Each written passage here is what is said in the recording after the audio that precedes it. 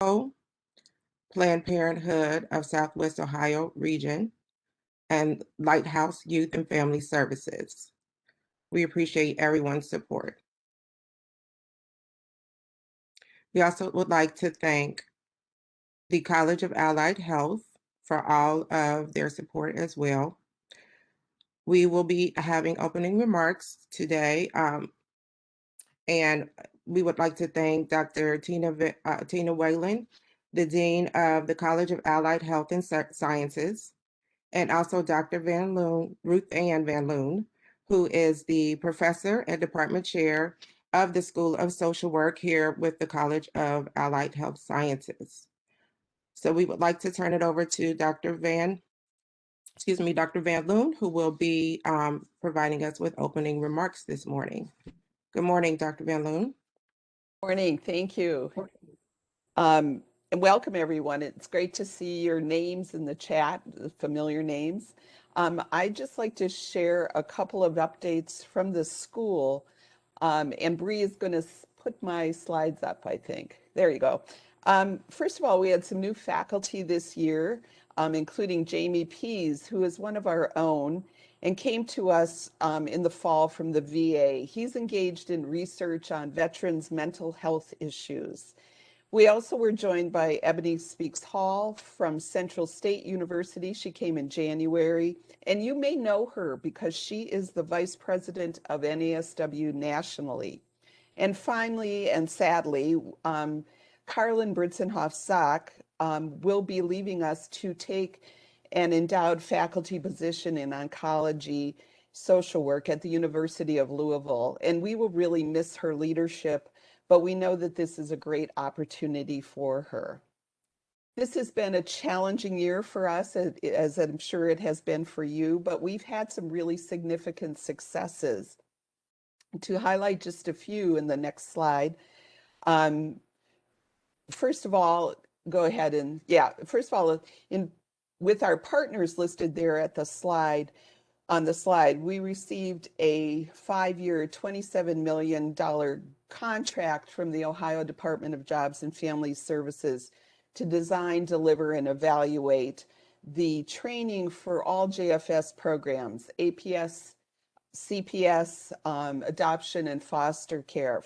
And this is for the whole state of Ohio. So we're really proud of being part of this really significant and huge project.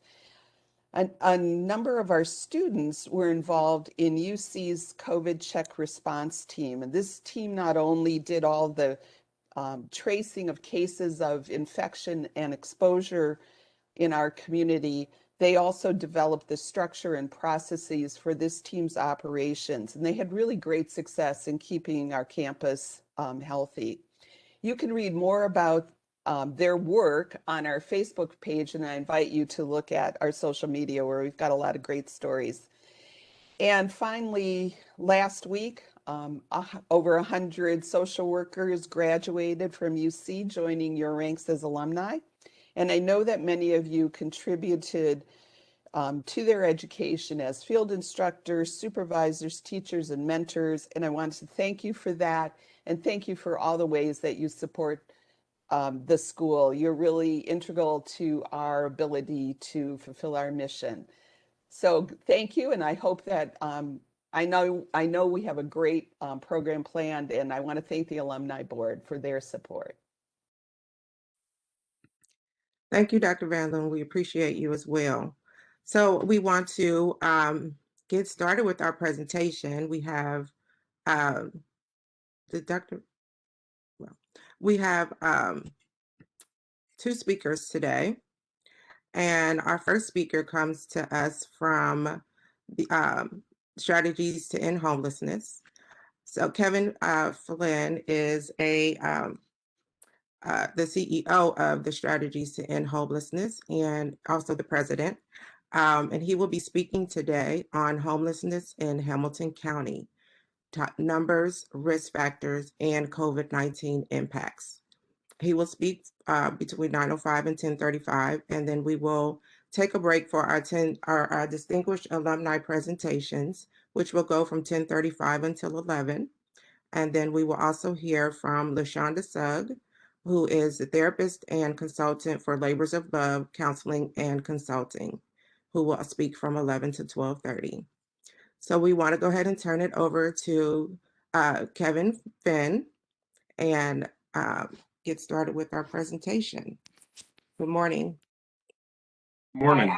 So real quick, Dean Tina Whalen is actually on, so we'll let her say a few remarks too. So in the meantime, I'll switch to Kevin's slides. Okay, thank you. Hi, everyone. Good morning. I listened to Dr. Van Loon, and I echo everything that she says. Thank you to the Alumni Board. Thank you to all of you for your role in helping to educate our students.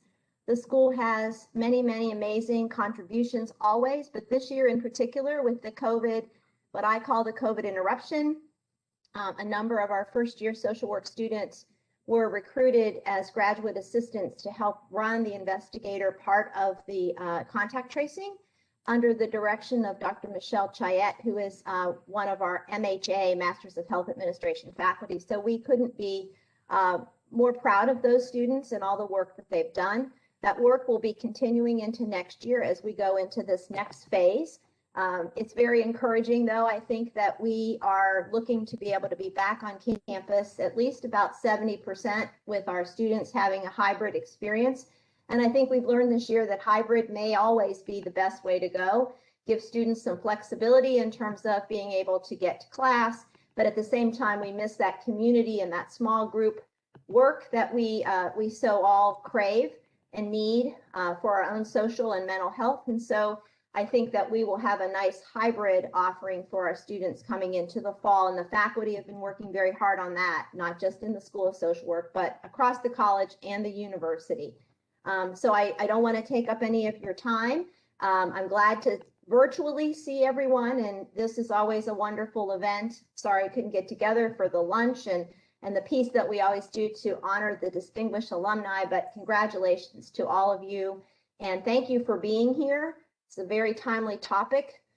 Homelessness is always an issue and concern, but particularly in this pandemic year, I think we've seen an exacerbation of a lot of these issues. And so I'm glad you're getting together to discuss them with the experts. So I'll turn it over to Kevin, and without further ado, I'll let you get started with your program. And I just have one thing to say, and that is go Bearcats. Take care. Thank you. We appreciate you. All right, ready for me? Okay. Again, my name is Kevin Finn. I'm the president of Strategies to End Homelessness, which is an organization many of you may never have heard of, which is fine. I'll get to what we do in just a second. We had a couple little minor technological things, so Bree is going to be advancing the slides for me, so bear with us in that regard. But Bree, you can relax for just a second because I want to give a little history first that I think you all might be interested in. So I took my first job working with the homeless back in 1998 as a street outreach worker. And my job was to find homeless teenagers who were living on the streets of Cincinnati. But what was funny, and this would never happen today, the place that hired me to do that work had no idea if there were, in fact, teenagers living on the streets of the city of Cincinnati. So I set out looking for them and unfortunately did find teenagers living on the streets here in Cincinnati. And ironically, they were all drawn to UC. Short Vine was really the area where most of those homeless teens hung out, primarily because they could blend in with UC students. Now, keep in mind, this is Short Vine Street over 20 years ago.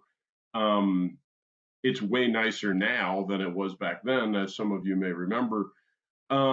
But you know, what I ended up doing was street outreach around UC's campus. A lot of the time, I ended up opening a day shelter for homeless teenagers that was actually in a 3-bedroom apartment on McMillan, right across from the Shell station. And then I eventually moved that day shelter over to Glendora, which is that little street between Jefferson and Short Vine, you know, right over on the east end of UC's campus. And for about 6 years, I worked with, homeless teenagers, a combination of out on the street and out of those locations. So I spent a lot of time around UC, and UC still, I think, the university is a place that young homeless people in particular are still drawn to because they can potentially fit in or blend in with UC students. What I noticed, and here's where I'll start getting into what I do now, what I noticed back then when I was doing street outreach was that a lot of the organizations working with the homeless didn't really coordinate their efforts. They didn't really talk to each other very much. As a result, sometimes there were multiple organizations providing essentially the exact same service to people who were homeless. Things that were perhaps a little bit redundant, while there were other gaps in the system, things that homeless people needed that no one was providing. So it really wasn't a system back then. Biggest case in point, my job was to work with homeless teenagers. Mine was the only street outreach program. So what was I supposed to do with this 60-year-old I found sleeping in Burnett Woods and things like that? There were huge gaps in the homeless services system. So I am now the president of an organization called Strategies to End Homelessness, which I started in 2007. And the purpose of my organization was to fill in the gaps in the homeless services system, to make sure that we, eliminated redundancies. And our mission is to lead a coordinated community effort to end homelessness.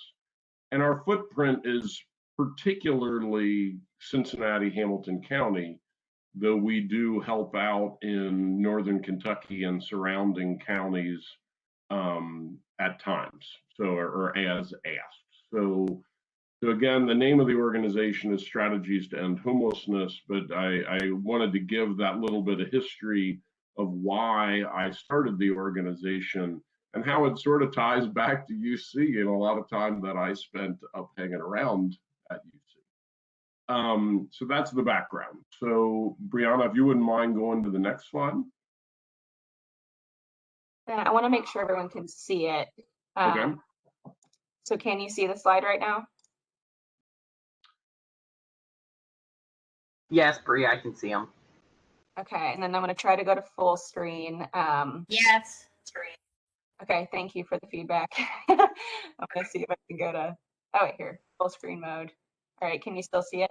Yes, that's much better. Wonderful. Okay, thank you. Technical difficulties. Like I said, bear with us. So, okay.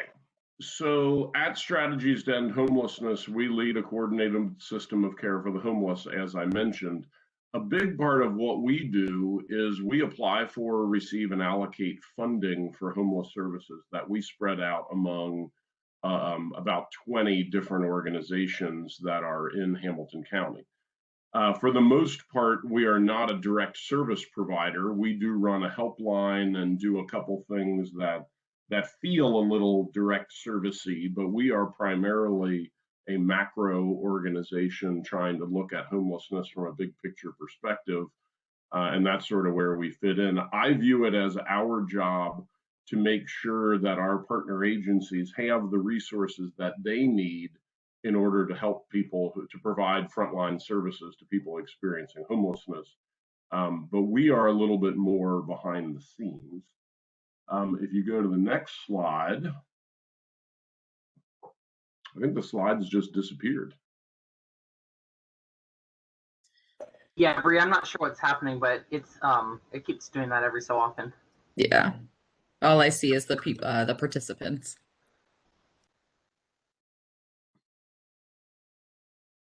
There we go. Yeah, it keeps kicking me off of share, so I'll keep doing my best. And by the way, I just noticed in the chat where Virginia sent out a message saying she'll be monitoring the chat for questions and that. I welcome questions whenever you have them. So don't feel any problem with interrupting me. So Okay, so a couple things that I think it's just important to know as background on our homeless services system in Hamilton County, because I am going to share some numbers with you. So there are over 400 communities around the country that, so the big funder of homeless services is the Department of Housing and Urban Development. So most of the funding comes from the federal government. The federal HUD funds over 400 communities around the country, funds their homeless services system. A couple things that I think are interesting to know about the system here in Hamilton County is we were the first community in the nation to have 100% of our homeless service agencies contributing data to the same data system. So we have about 9 years of data looking backward that we can use for planning purposes and different things like that. By contrast, you know, if you look right across the river in northern Kentucky, they still don't have a common data system that they use. So, you know, we were the first community in the country to accomplish that. We realized that that data we're sitting on is a powerful tool, so we try to use it as much as we possibly can. So we employ 2 data analysts, and we have a partnership with 8451, which is a data analytics company downtown, where they help us analyze that data and get as much out of that data as we possibly can, primarily trying to identify who is most likely to become homeless so that we might be able to target resources at them to prevent them from becoming homeless. We are also one of 11 communities in the country out of those 400 or so that are what's called a unified funding agent, where the Department of Housing and Urban Development basically handles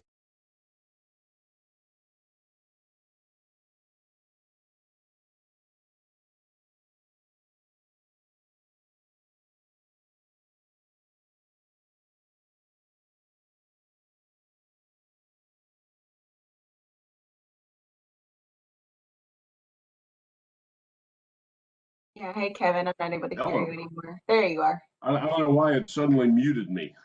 We're all going to have to be on our toes here to make sure that this goes off correctly. So I'll keep an eye on that. So out of those 400 plus communities around the country, we're one of only 11 that HUD has given this sort of higher level of autonomy, which is a good thing, I think, for our community. Couple other things that are unique. We were one of the first 10 communities in the country to get some bonus funding from the federal government to target youth homelessness, something called the Youth Homelessness Prevention Initiative.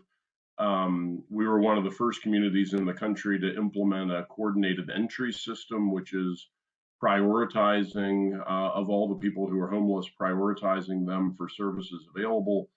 And we also provide or try to provide extensive what we call shelter diversion services, which is trying to keep people who are living in doubled up situations from becoming literally homeless. The federal government doesn't pay for prevention, which is something I will talk about again in a little bit. But we do try to provide prevention services, specifically shelter diversion. But we have to find the money to do it because the feds don't pay for it. So those are a couple things that are unique about our system here. Bree, if you could go to the next slide. So this slide is 2 things, and I'm going to zoom in on the image at the top in just a second. But at the top, you have an image of the system, which I will explain to try to make the confusing a little more clear. But most important on this slide is at the bottom are the organizations whose work we coordinate. So while most of you have probably never heard of Strategies to End Homelessness, it would be far more likely that you have heard of the organizations that are listed below. So, you know, I see some familiar names on the list of participants today. Jean Sabatti, who was at Lighthouse Youth Services for years, Midge Hines, who's at Kerr.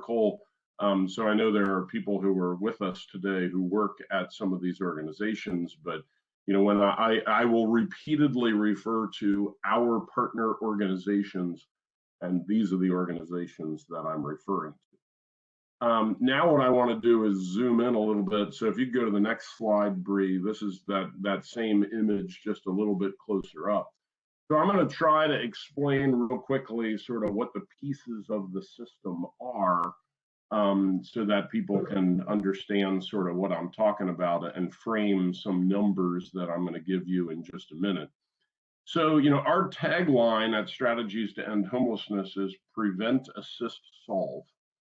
So the first part of trying to reduce and end homelessness is preventing it. So the part in green that you see here, which will not be real easy to read.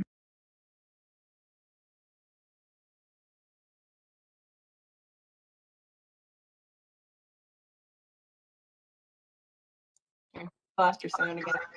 There we go. I get this window that pops up when it mutes me. Can you hear me all right now? Yes. All right. So eviction prevention is fairly understandable or obvious. It's people who are still on a lease, they still have housing, and they are trying to keep that housing. Shelter diversion, the next part of prevention there, is what I mentioned just before, where it targets people who've already lost their own housing and are living in doubled up situations. And we typically try to target people who are on the last couch that is available to them. So their next stop would be the street or a shelter. Reasonable people, including many of us, might consider those people to already be homeless. But the federal government, which funds most of the system, does not. The federal government considers someone who's doubled up and sleeping in, Aunt Susie's basement or on their buddy's couch or something like that to be at risk of being homeless. So the reason I emphasize that is I'm going to give you some numbers in a minute, and people in those doubled up situations are not included because they are not considered by the federal government to be homeless. The section in blue is homeless in my world. So we're trying to provide a high level of assistance to people who are already homeless. So, and how we identify those folks is we now have 4 street outreach programs and almost a dozen people whose full-time jobs in Hamilton County are to go out and find homeless people who are sleeping on the street and connect them to services. So living on the street or in a place not meant for human habitation is part of HUD's definition of homeless. And then the second part of that is people who are residents of an emergency shelter. So we have 10 homeless shelters in Hamilton County. There are multiple more over in Northern Kentucky. But so the numbers I'm going to give you in a minute are basically people who are on the street or in a shelter. There are some additional numbers added in. HUD does consider people who are fleeing domestic violence to be homeless as well. So the one thing that's not on my slide that would be included in the homeless numbers is people that are fleeing domestic violence. Then the third part of the system that we oversee is the part that's in orange. This is the housing programs that are offered. There are some people who are just not going to be able to get out of homelessness without some sort of assistance. And those are the people who these housing programs are targeted toward. So you can see there are 3 types of housing there. It says rapid rehousing, transitional housing, and permanent supportive housing. You could sort of think of these as short, medium, and long. Rapid rehousing is a relatively short-term, 6 to 12 months program where we take people who've already been on the street or in a shelter, and we get them back into their own apartment. It's the lease is in their name. It's an apartment leased from a landlord in the community. And rapid rehousing is targeted toward people who should, with a relatively short-term intervention, be able to be independent again. So people who became homeless due to loss of a job and things like that, but if we could support them for a few months, they should be able to find another job, return to work, take over paying the rent themselves. So that's what rapid rehousing is. The next one is transitional housing. Transitional housing is a little more institutional, I guess I would say. So and typically with transitional housing, everyone in the program is living in the same building together, as opposed to in their own individual apartments. So we have transitional housing programs for people who are fleeing domestic violence. We have transitional housing programs for homeless youth who really need some sort of structured environment to live in for a while before they go out on their own. We have transitional housing for people who are trying to achieve or maintain their sobriety. But transitional housing is a bit more of a project or a building where everybody living in the building is a part of that project. Then the last type of housing, which I described as long, is permanent supportive housing. I just saw a question pop up in the chat about numbers. I'm going to bombard you with numbers in about 5 minutes. So I'll ask the person who submitted that question to just wait for a second. So permanent supportive housing, the last type of housing, is for chronically homeless, disabled people. And there's no limit on how long somebody can stay in there. I should have said it's about 6 to 12 months for rapid rehousing. It's up to 2 years for transitional housing. Permanent supportive housing, there's no specific limit, because these are folks who might have gotten stuck and remained homeless for years if we didn't offer them some sort of permanent supportive house or some sort of long-term housing intervention. So permanent supportive housing is targeted toward chronically homeless, disabled people. So those are the types of housing. I'm going to briefly mention the two other things that are also on this little visual here. The first one, if you see the word central access point, that straddles sort of the green and the blue, that the central access point is the helpline that my organization operates, and that is, again, as close as we come to direct service. When people call the central access point, we figure out if they're a good candidate for one of the prevention programs. If so, just got muted again. Okay, I should be back. Brianna, I think that's you muting me. But anyway, but the central access point, if a person is not a good candidate for prevention, then they can actually reserve and hold shelter beds for those folks in one of the shelters. So what the central access point is doing is they are prioritizing people based on the immediacy of their homelessness for which type of program they might best fit into. Then on the other side of the diagram, you see the words coordinated entry, and I mentioned coordinated entry just briefly a minute ago.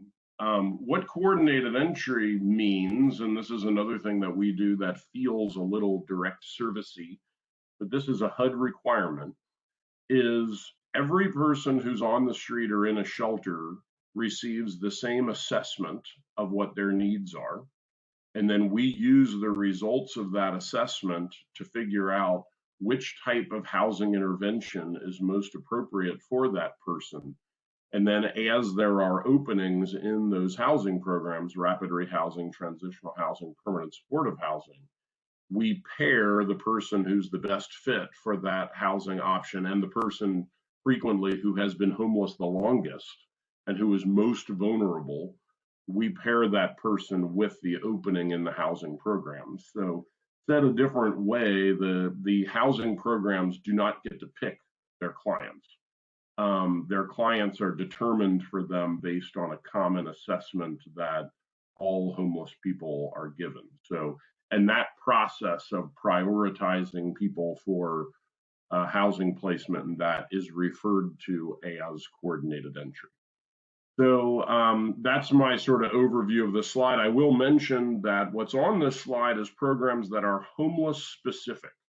So like programs like the Housing Choice Voucher Program that is for people that are low income but not necessarily homeless. I don't include that on here because of the fact that that is not something that is specifically for homeless people. Yes, Gene, I hear you. So the phone number for the central access point is 381-SAFE. It's a 513 number. So 513-381-SAFE, which is 7233. So that is the number that if you came across people who were at risk of becoming homeless or needed to gain access to a shelter, you wanted to be able to refer them to one place to get information about all the options available. That place would be the central access point. Always great to hear from you, Gene. Brianna, if you could go to the next slide, that would be great. All right, so here is where I'm going to begin to bombard you with some numbers. Feel free to give me questions anytime you want.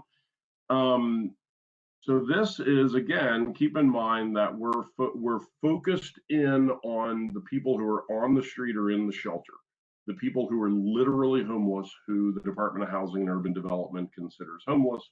So these numbers do not include people that are doubled up, facing eviction, that sort of thing.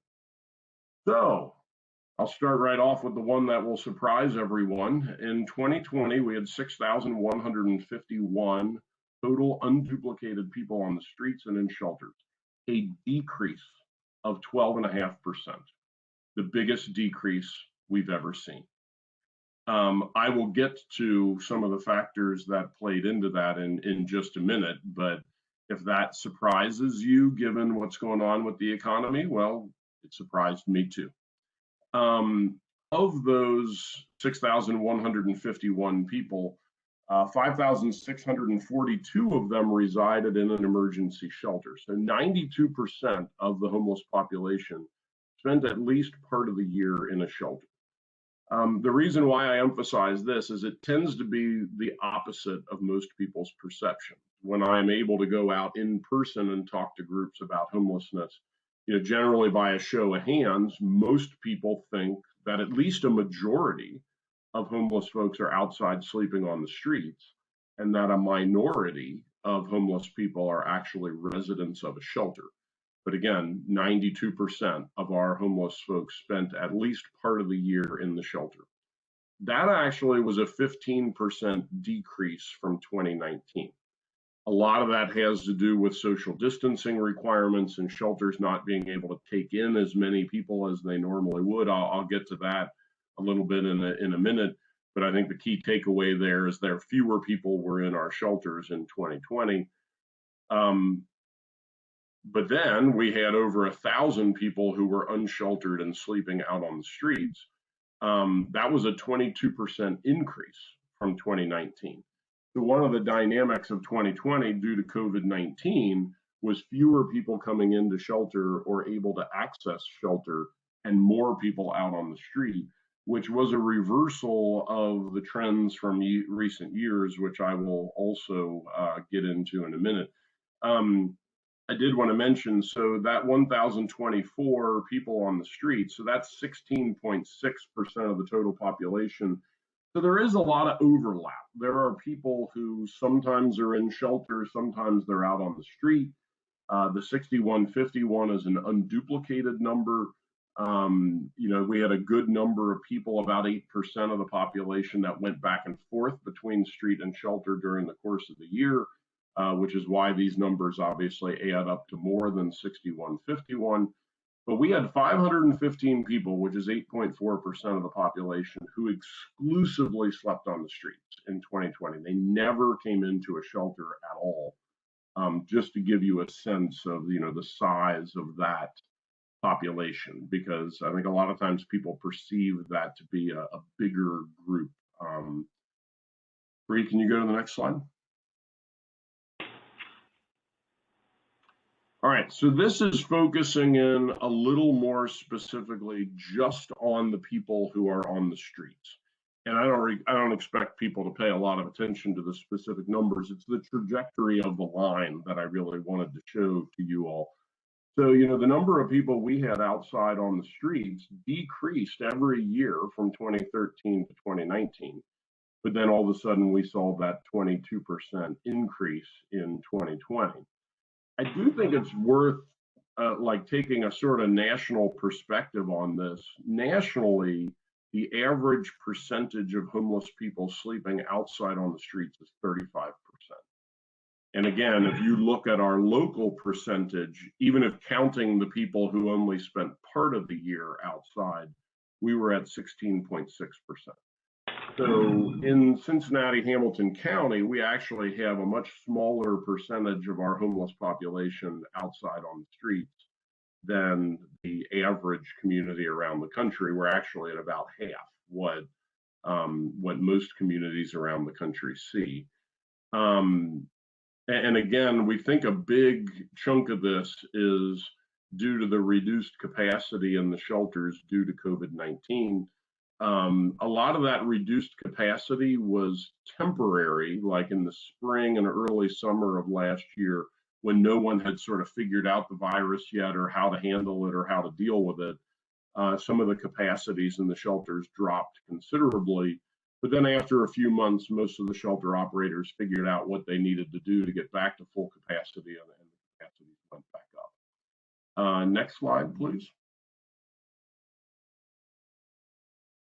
So now looking specifically at people who are sheltered or did go into the shelters. A little historical perspective. From 2012 to 2015, a local initiative called Homeless to Homes put a significant investment into some of our homeless shelters. So that is when an old shelter known as the Drop-In Center was down at 12th and Elm was replaced by the Barron Center for Men and the Hatton Center for Women. That is when the Lighthouse Shakely Center, which is a shelter for 18 to 24-year-olds, opened. That is when we managed to replace the terrible old City Gospel Mission building on Elm Street with their new facility that's over on Dalton Street. And we also worked with Talbert House to open a facility called the Parkway Center, which is for men with substance abuse issues. So there was significant investment in an improvement to the shelter system, specifically the shelter system serving single individuals between 2012 and 2015. And what you see is that when you look at the chart below, is that more and more people were coming into the shelters as a result. The shelters were just better places to be, offering a lot more services. So for years, we saw an increase in the number of people going into shelters and a decrease in the number of people sleeping out on the street at the same time, all of which is a good thing, because a homeless person is 3 times as likely to die sleeping out on the street as they are if they are a resident of a shelter. They're actually 10 times as likely to die as a non-homeless person if they're sleeping outside on the street. And then the shelters are also the places where people tend to get connected to the services that will eventually help them get out of homelessness. So a shift of having fewer people outside on the street and more people coming in and staying in the shelters, and those shelters being better shelters that provide more comprehensive services, that's a good thing. So we had seen an increase in the number of people coming into the shelters for years, but then obviously last year in 2020, due to the impacts of COVID-19, we saw that number drop off significantly. So that is those are the numbers specifically related to sheltered people. The next slide, please.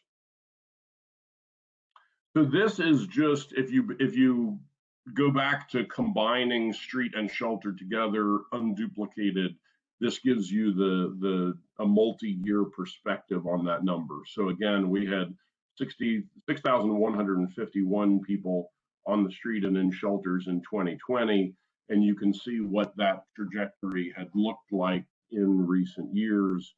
So a 12.5% decline last year was truly out of the blue. Next slide, please. Just to give you a little perspective on a couple, this is where I humor myself a little bit by trying to dispel some myths of who we're talking about. So in 2020, focused in specifically on those folks who are on the street or in a shelter, here's what a couple sort of key data points looked like. So, and I always, when I'm out talking to people about homelessness, I always have to sort of flip the opposite side of the coin as well. So 36% had a mental illness, which means 64% did not. So, a lot of people want to say, oh, well, the reason why people are homeless is because they're all mentally ill. The vast majority of homeless people are not mentally ill. Same thing with substance use disorders. 23% of our homeless population last year had a substance use disorder, and that's inclusive of both, people who have an alcohol issue or other drugs. 23% had a substance use disorder, which means a full 3/4 of our homeless population did not. So, when I hear people say, oh, we don't need to do anything to help people who are homeless because they're all just, alcoholics and drug addicts. No, they're not. More than 3/4 of them did not have a substance use disorder. Another group that people tend to think is even more overrepresented than they are is that 5% of our population was veterans.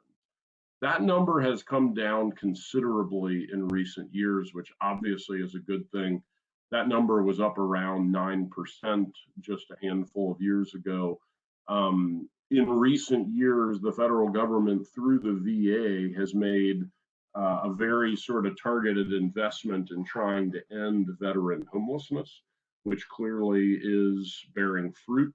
So we're down from about 9% of our homeless population being veterans to 5%.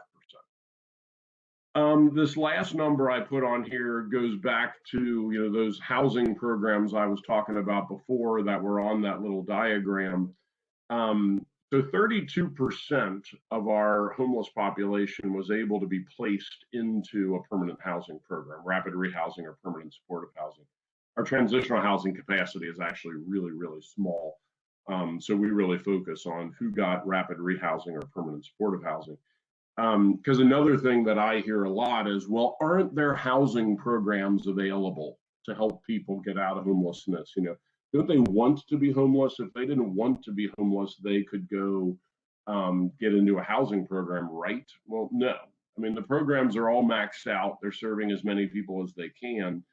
But only about 1/3 of the homeless population is given any sort of housing support like that in order for people to get out of homelessness. That's part of the reason why we need the coordinated entry system, is that, if we're only able to serve 1/3 of the people, we want to make sure that we're giving those housing resources to the people who were most likely to get stuck and remain homeless for a long period of time. If we didn't give them an intervention, we don't want to give those generous resources to people who might be able to find a way out of homelessness on their own in the relatively near future. And part of the reason why we can look at it that way, I've already talked about the fact that the vast, vast majority of homeless people are in one of our shelters. Well, and I view this as a good news sort of thing. So the vast majority are in a shelter. The average homeless person in Hamilton County has not slept out on the street. The average length of stay in our shelters is somewhere around 45 days.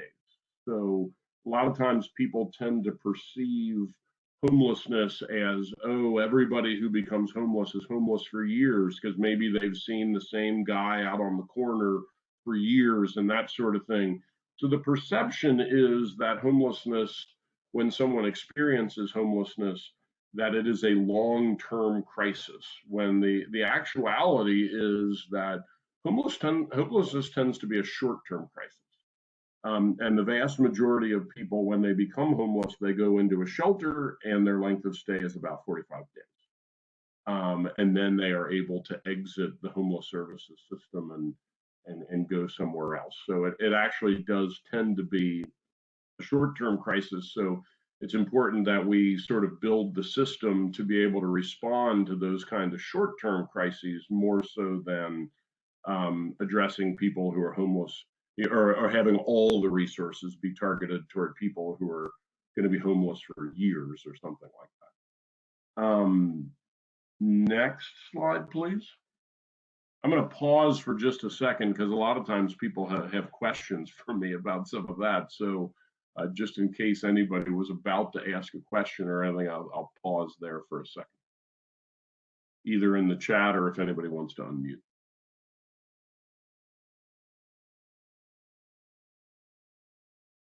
And it lets me drink my coffee.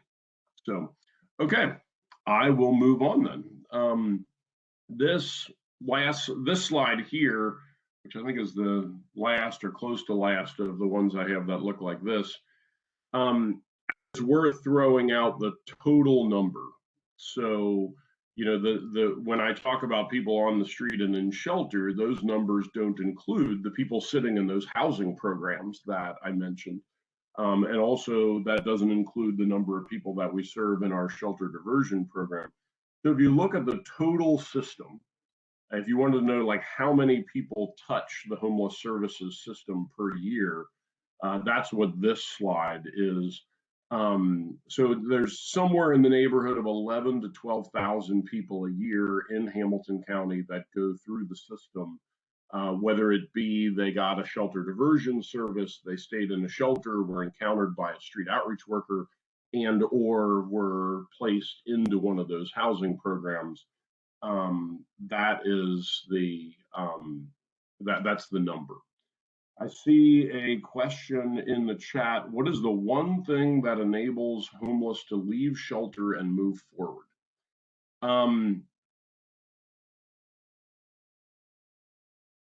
I'm going to talk about the key issue, which this is not on any of my slides, which makes me realize what the hell was I doing? The number one issue around homelessness, again, it's not all mental illness, it's not all substance abuse, they're not all veterans. That's it. The number one issue is affordable housing.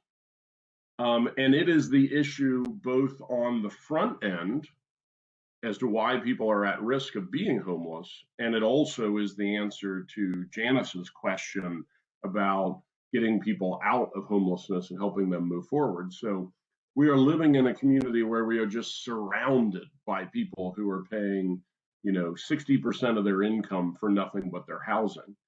And, you know, anybody who's bought a house or anything, you know, the rule of thumb is you should spend about 30% of your income on your housing. So, you know, someone who's paying 60% of their money just for their housing in good times when they're getting plenty of hours at work and, you know, they're not sick or there are no bumps in the road or whatever, that person may not even realize that they are at risk of becoming homeless. If you're paying 60% of your income for any one thing, what's the one thing there's no way you can pay for if your hours at work get cut in half, or you lose your job, or you get sick and miss a bunch of time at work at a job that you don't get paid time off, and you know, those sorts of things. So the fact that people are having to pay such a high percentage of their income for housing is the number one cause of homelessness. And then on the back end, when we're trying to get people out of homelessness and back into housing, we don't want to set people up for failure. You don't want to move them out into an apartment that there's no way they're ever going to be able to afford on their own. So the lack of availability of affordable housing is the number one issue in getting people out of homelessness as well. Midge, given the outcome of issue 3, what are your concerns regarding the availability of safe and affordable housing for vulnerable individuals and families? You know, I was not directly involved in issue 3, so I can't really say anything about how issue 3 was developed and that sort of thing. But I mean, affordable housing is definitely the issue, as I just said. Whether or not issue 3 was the best way to come at it, or if something else might be better, I don't know, because we clearly need to invest in affordable housing, but I don't know how they arrived at the 50 million number, as to whether or not that was the right number, as to whether or not that number is too high or might be too low. I don't know. The thing that was really interesting from my perspective about issue 3 is, I know every member of city council, I know the mayor, I mean, it's really, really hard to get somebody like David Mann to be opposed to something that would help homeless people. Really, really hard. But somehow issue 3 accomplished that. So I think in some way or another, it wasn't on the mark in terms of getting the support it would have needed to pass. And I'd rather get, have had something pass at 10 or $15 million a year and actually get 10 or $15 million in investment in affordable housing than shoot for 50 and get nothing. So I think there was a bit of an overreach there. So Pete asked, how is the supply of VASH vouchers? Are they hard to get? Are they readily available? Stock of available housing options for them. So HUD VASH is essentially, it's the Section 8 program specifically for veterans. So it is a housing subsidy like Section 8, whose actual name is the Housing Choice Voucher Program, but specifically targeted at veterans. The way I would answer that question is I would say that, clearly we still have veterans who are homeless, so the supply of VASH vouchers is not adequate. But, again, I have to look at the whole system. The percentage of veterans that get placed into a housing program is about 94%. And as I mentioned before, the percentage of the general homeless population that is given assistance in getting out of homelessness through a subsidized housing program is about a third. So while the VASH program is not necessarily sufficient to meet the needs of every homeless person, every veteran who is homeless, the veterans are getting access to housing programs at a exponentially higher rate than the average homeless person. Another question from Janice, is the government invested in supporting and providing housing for the homeless?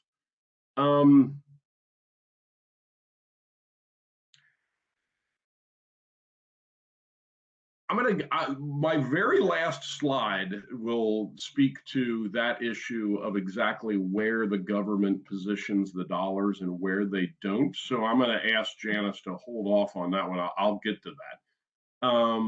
When the moratorium on evictions ends, do you think the homeless numbers will increase? Let me see where we are in my PowerPoint here. Yes, I think that I have a full list that's coming up a little bit later of things that were unique to 2020 that influenced the number of people who were homeless, and I think led to that 12.5% decline. But most of those factors, similar to the eviction moratorium, were anomalies that happened in 2020. Some of them are carrying over into 2021. I believe there are a number of factors that led to that decrease in homelessness. One of them is the moratorium.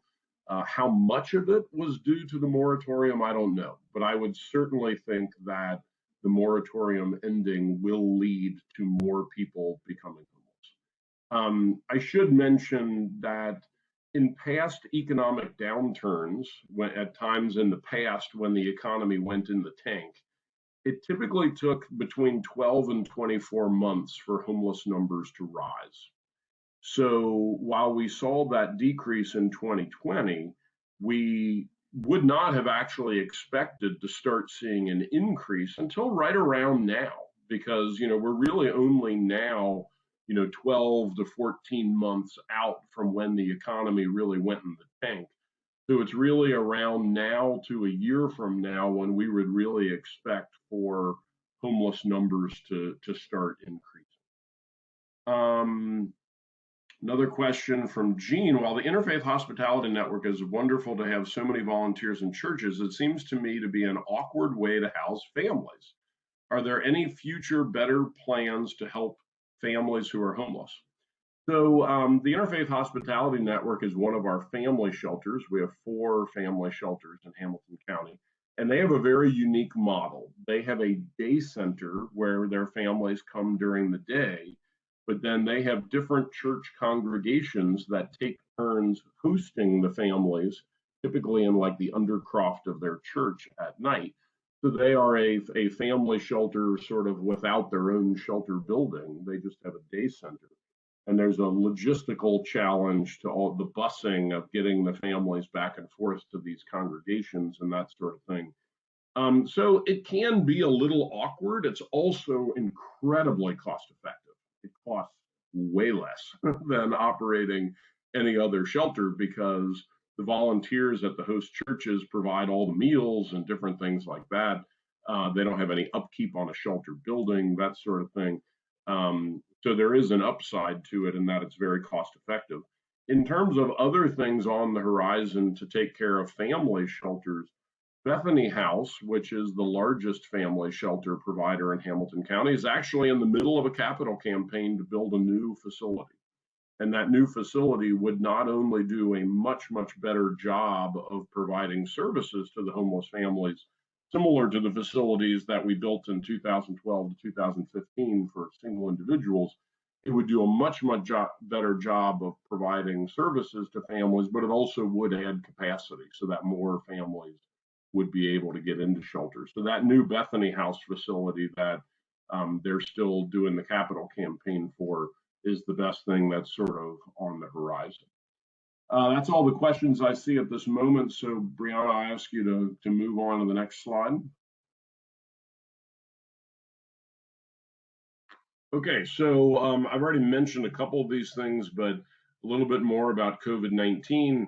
Again, we saw the increase in people on the street, a decrease in the number of people on the streets. I think a decrease in the number of people in shelters. A lot of the family shelters have really struggled with COVID, the families in general. Many of their congregate buildings had multiple families sleeping in one room together, shared bathrooms and eating areas, all that kind of thing. The family shelters were sort of very tightly packed congregate facilities. So the YWCA's domestic violence shelter, the Salvation Army's family shelter, a part of Bethany House's capacity because they have multiple separate buildings, and also the Interfaith Hospitality Network. They have had their families staying in hotel and motel rooms since March of 2020, and they are still in those hotel and motel rooms. So the system for families in particular, not only was it stood on its head by COVID-19, it's still on its head. So that's the reality there. The shelters for single adults were unable to achieve any sort of social distancing, and they have a lot of residents who are elderly and have medical conditions and things like that. So a lot of them initially used hotel and motel rooms to move the sickest people they had out of congregate facilities and into hotel motel, and to create some social distancing in the shelter facilities. Most of them have actually stopped doing hotel and motel now. They made some improvements to their facilities so that the virus wouldn't be able to travel so quickly. They got residents vaccinated and things like that. So most of the single shelters have returned to their sort of normal way of operating at this point. Then the last point I put on this slide, increased difficulty accessing housing. It was a complete cluster at the beginning of COVID. We always have difficulty finding apartments for people to move out into, especially apartments that are in any way more that are in any way affordable. So in the early months of COVID, a lot of landlords preferred to just leave their units sitting vacant than take someone in who might have the virus. Because remember, March, April, May, particularly of last year, we didn't know a lot about the virus yet and how transmissible it was, and lots of things that we have since figured out. But I mean, we had a dynamic back in parts of 2020 where landlords would just forego the rent and leave units sitting empty rather than take someone in who was coming from what they at least perceive to be a congregate setting and who might have the virus. But it has remained more difficult than usual to find apartments for people. A couple other questions. I'm wondering what the outcome is for the teen population in Cincinnati.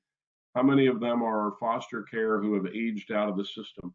I'm going to get to some numbers in a second that are specifically about youth, but about 26% of the young people, the 18 to 24-year-olds, aged out of the foster care system. So about a quarter.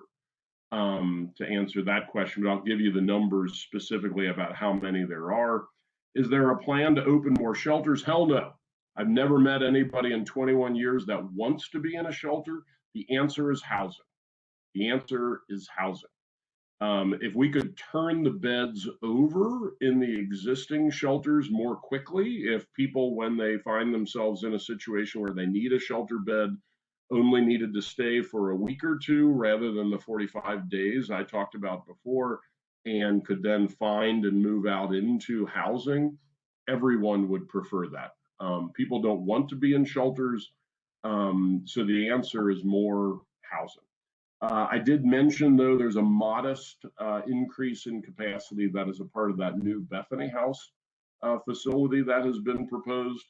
But other than that modest increase, the families are having a harder time getting into shelter than anyone else.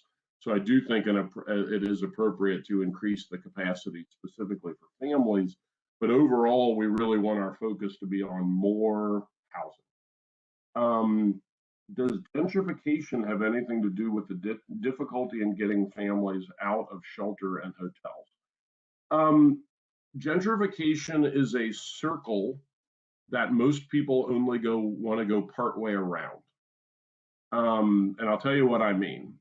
Did we lose some affordable units due to gentrification in places like over the Rhine? Yes, we did. And that's a bad thing. So that would make getting housing more difficult. But to complete the circle, the city has taken millions of dollars in its increased tax revenue that it realizes from some of that and put it into homelessness prevention and homeless services. The city is funding through Human Services, they're funding programs to reduce homelessness, which they didn't used to do. So I think if you want to look at the gentrification issue as a complete issue, which makes it, I can't really give you a yes or no answer to good or bad. You can't just stop by looking at the bad, which is the loss of units. The money that is being dedicated to homelessness prevention, which the city did not previously have, is a good thing. So, there is some positive and some negative. Is there any talk about the potential flood of homelessness when the extended no eviction rules expire this summer? Yes, there is a potential flood of homelessness, but there is also a flood of money right now. From the December stimulus package that Congress passed and President Trump signed, from that package alone, there's $24 million on its way to Hamilton County for eviction prevention. That doesn't even count any money that ends up from the American Recovery Act package that Biden signed that might go to eviction prevention. So there's a lot of moving parts. It's like in normal economic times, we would expect a huge increase in homelessness. But then you interject into that normal dynamic an eviction moratorium that's been in place and a level of funding that we have never, ever seen for emergency rental assistance. The big question seems to be, will the money be available quickly enough to keep people from losing their apartment? Like, can those connections be made quickly enough? I don't think there's really a question as to whether or not there's going to be money available to help people be caught up on their rent. But can those connections happen quickly enough? I'll give you some perspective on that. Back 2009 to 2012, the American Recovery and Reinvestment Act, the stimulus package that was passed back then during the Great Recession, also included what we considered to be a historic level of funding for homelessness prevention, but it was only available from 2009 to 2012. Well, that historic number was $6.6 million over 3 years. So $2 million, a little over $2 million a year. And right now we're waiting for $24 million in rental assistance to arrive. And that's from December, not counting anything from the most recent stimulus package. So what we thought was historic back in 2009 to 2012 is a drop in the bucket of the money that is coming available in the near future. So it's hard to know what the homeless numbers will actually do. I should mention that the reason why that shelter diversion program here's another wild card. That shelter diversion program I keep mentioning that targets people who are doubled up, all the data indicate nationally and locally that people who get evicted do not go to the street or to shelter. That if they are going to become homeless, it typically won't be until a year or two later. So there's this gap, like we have all these people facing eviction and there's literally wads of money available to help them. There is not a corresponding increase in funding for those programs targeting people who are doubled up, but the people who are doubled up are the ones who are most likely to next walk into a shelter or find themselves on the street. So the normal sort of trickle down or phases or layers of housing instability that people go to on their way to becoming homeless, it's hard to know how the resources that are being made available will precisely impact that movement. So we are trying to be prepared for a significant increase. We are hoping that it doesn't actually come. Brianna, can you go to the next slide? Okay, so I already mentioned a couple of these, so I'm going to go fast on this one. This is a couple moving parts related to COVID I wanted to make sure I mentioned. We already talked about the social distancing requirements in shelters having reduced their capacity. We already talked about the hotel motel rooms being used for shelter. I think it's worth adding that constitutes a significant hardship on behalf of the shelter operators. Really easy to feed people when you've got them all in one building that has a big kitchen in it. Now all of a sudden you got to make sure people are getting food when they're off in a hotel that's away from your office and away from your kitchen and all that kind of stuff. So having people in hotel and motel rooms has been a significant logistical hardship for the shelter operators. There's also a certain amount, we think, of people who chose not to come into shelters because of a fear that they might actually contract the COVID-19 virus by coming into a shelter. So that is a factor as well. There are some things that we did this year that we've never done before. So some of you may have heard that we've had a day center operating this year. It's operated by Maslow's Army. That was something we did in response to the increased number of people who were on the street. And, in previous winters, a homeless person who was on the street could go into the library or go into a soup kitchen or something like that during the day to have someplace warm to be during the day. Well, a lot of those places weren't available during this past winter. So having a day center where people could get out of the cold during the day was something that we really needed to offer. We've already talked about the wild card that is the eviction moratorium. I already mentioned the significant funding for eviction prevention that's on its way, but that there's limited funding that has been made available for people who are already doubled up, who are most likely to become homeless. And again, normally an economic downturn leads to an increase in homeless 12 to 24 months later. Bree, could you go to the next slide? Okay, so I think it was Janice who was asking me about youth numbers. So this is a little bit more specifically focused in on young people. And these next couple slides are sort of about who is most at risk of being homeless. You know, at least in normal times, I don't see any reason why COVID would necessarily change this. So the first thing is children and youth. So 26% of our homeless people, a full quarter, are children. Again, not what most people picture when they picture a homeless person as a child, but we had almost 1,600 children come through our shelter system last year, or we found them on the street.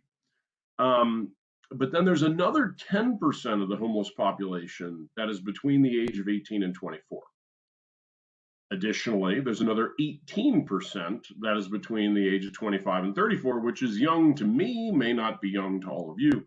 But like when you add it all up, more than half of our homeless population is under the age of 35. Again, the perception is that I deal with all the time when I'm talking to people about homelessness is that it's all old guys. It's like people my age or maybe even a little bit older. That's who's homeless. But it's the perception is that it's sort of a middle age or slightly older population. Again, presuming a lot of times that there's a drug or alcohol problem at work. And not only as most people not have a drug and alcohol problem, actually homelessness disproportionately affects younger people. And so that's the unfortunate reality. Now, that 26% that are children, the majority of those, the vast majority of those, are children in tow with a parent going through one of our family shelters or something like that. But there are a number of them, those kids that I used to work with back in the day. Typically, we have several hundred youth who are, 15, 16, 17-year-olds old who are on the street all by themselves. That population does exist as well, and they're included in that 26% that are children. I see a question in the chat. People that have been receiving weekly unemployment benefits throughout 2020 and 2021 and have chosen not to pay their rent, will they be eligible for rental assistance to prevent eviction? I can't answer that question. Chosen not to pay their rent. I haven't met anybody that I would put in that category of having had the money to pay their rent and chosen not to. So I really can't speak to that. Another thing I will mention at the bottom of this slide is, that shelter diversion program, again, going back to talking about children, over half of the people in our shelter diversion program are children as well. So there's another 578 kids who presented for shelter, who it appeared were going to need to enter shelter soon, but we managed to prevent them by putting them in a shelter diversion program. So there are certainly a lot of kids that are at risk. Next slide, Bree. Okay, so families. Let's talk a little bit more specifically about families, not just the kids, many of whom are in the families. So we had 489 families that went through our emergency shelters in 2020. One thing that is interesting about them is almost a quarter of them were led by a parent, typically a mother, who herself was 18 to 24 years old. So this is what I would sort of say is the future of homelessness, if something doesn't change, would be young parents with young kids who are, as a family, who are experiencing homelessness. We only had 5 families that we found on the street. A couple things about that. At the central access point, that helpline I mentioned, they also prioritize people for placement into shelter, and a family with children that is on the street automatically goes completely to the top of the list to get the sort of next opening in one of the family shelters, which I think serves to lower the number of families that are on the street. But that is almost certainly an undercount. because if there is any group of homeless people that does not want to be found, it is that group right there, because the parents believe their children will be taken away if they are found. So families that are on the streets are a group that go to great lengths to not be found.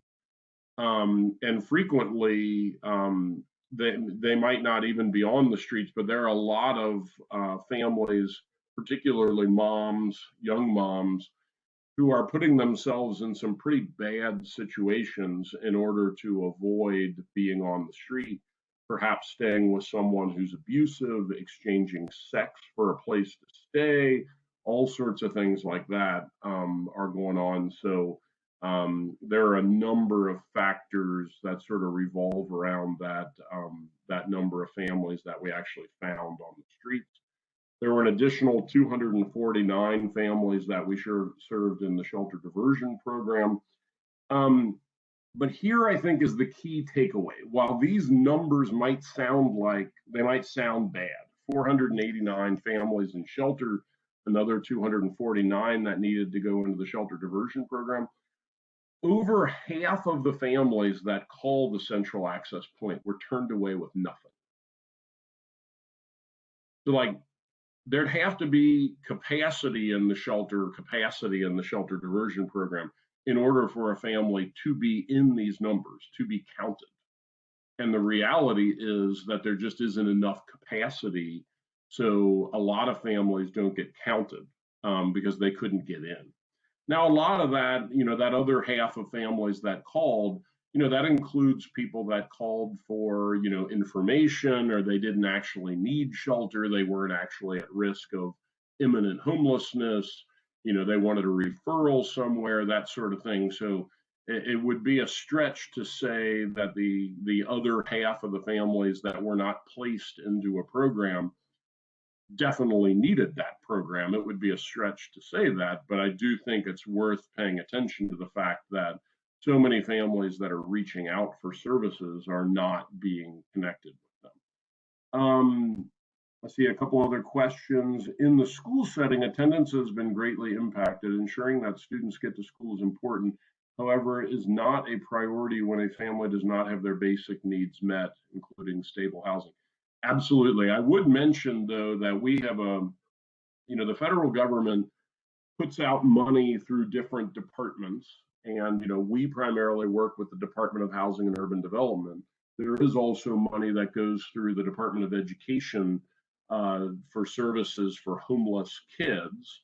The way that trickles down locally is there is a program at Cincinnati Public Schools called Project Connect. That is the program that is responsible for finding homeless kids and keeping them enrolled in school, trying to arrange transportation for them to get to school, that sort of thing. And the Department of Education uses a little bit broader criteria of who they consider homeless. They consider families that are doubled up to be homeless as well. So Project Connect is able to help people who are not just on the street or in a shelter. I believe that they do a better job as the education liaison than what's available in most communities. And they do work with school systems besides Cincinnati Public, but it all comes down through CPS. So I would hope that maybe you're already familiar with Project Connect, but if not, Rebecca Beach at Project Connect would be the person you want to connect to. Another question, why does some of the homeless shelters refuse to accept individuals that are in methadone programs?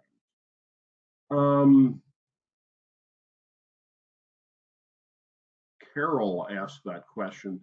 I might encourage you, my email is at the end. I might encourage you to reach out to me separately because that's something I'd like to talk to you about a little bit more. I'd have to do a little digging as to whether or not a program that is getting federal dollars is allowed to do that. So if they are doing that and they're not allowed to do that, then we definitely need to talk. Please reach out to me separately. What are the numbers on or calls? I apologize. I don't have cap date on call volume with me today, so I would. But again, Janice, if you wanted to reach out to me separately, I could certainly get that to you, or I can provide it to Brianna and she could send it out. I see, yes, Project Connect is a blessing, such a great resource for our families, helpful for sure. Do you track the number of calls in comparison to the number of people who do and don't receive services? Yes, we do. We, as I mentioned before, we're huge on data, but I did not have those loaded and in front of me today. So if there are specific numbers people would be interested in, please reach out to me separately. I think that's all of them right now. Brianna, can you go to the next slide? I think I just have one or two more. Here's the one where we could probably do, multiple doctoral theses on this one in terms of people at risk of homelessness. So our homeless population is 62% African American, but the population of Hamilton County is 26% African American. So the reason I say there's so much research that could be done here is I regard the homeless services system as the safety net of all safety nets. So many other systems that are supposed to take care of people, when those systems fail and people slip through the cracks, then people become homeless. And that's true whether you're talking about healthcare, mental health, education, corrections, so many systems that are out there. When they fail people become homeless. So the fact that any one group would be so overrepresented among the homeless population says to me that there are multiple systems that are failing that group. And that group, in this case, is our African American community. So just that, the fact that there's so much overrepresentation is something that still floors me, and this number has held consistent really for years. Okay, Brianna, next slide. Okay, so this is really my last slide, but somebody asked about the dollars before. I don't remember exactly what the question was, but this is the wall against which I bang my head all the time. So bear with me for a second on this one. Let me explain this slide. So, and this is in normal times. This is not COVID-19 times, but there's no reason to believe this isn't the reality that we're going to go back to once COVID passes. So if you look at how the system normally operates, eviction prevention services typically cost about $200 per person, and they are 80% effective in keeping people out of homelessness. They get $0 from the Department of Housing and Urban Development. Then you go to our shelter diversion program, which targets people who are already doubled up. Now, these are the people who are highly likely to be homeless next. Shelter diversion costs about $1,200 per person. That's 85% effective in keeping people out of homelessness. We have to privately fundraise for this. The city of Cincinnati funds it. We got some state money for it. The United Way of Greater Cincinnati funds it. We have about $900,000 a year, none of it from the feds, that goes into shelter diversion. Then you look at emergency shelter. If we wait to help people until they are already in a shelter, the cost to the system will be about $3,900. So at this point, we're spending significantly more money to serve them. But a full third of those folks who come into shelter will become homeless again. So the outcomes are far worse for those households. Shelters get about $2.9 million a year. And then the housing post-homelessness, that rapid rehousing, transitional housing, permanent supportive housing I talked about before, if someone becomes homeless and then we connect them to one of those housing programs, it costs about $6,000 per person. About 22% of those folks will become homeless again. Over $20 million goes there. So here's my point. The programs with the best outcomes and that are most cost effective get the least money. Obviously we need to have shelters and the housing post-homelessness. Those are great programs too, but it's the spread of the dollars that makes me crazy. What I would like to do is have the option to pick up some of that money and shift it into things that are more preventative in nature. I don't always even necessarily think we need more money in order to significantly reduce homelessness. We just need the flexibility to move the money around to the way, would be most beneficial. The federal government doesn't let us do that.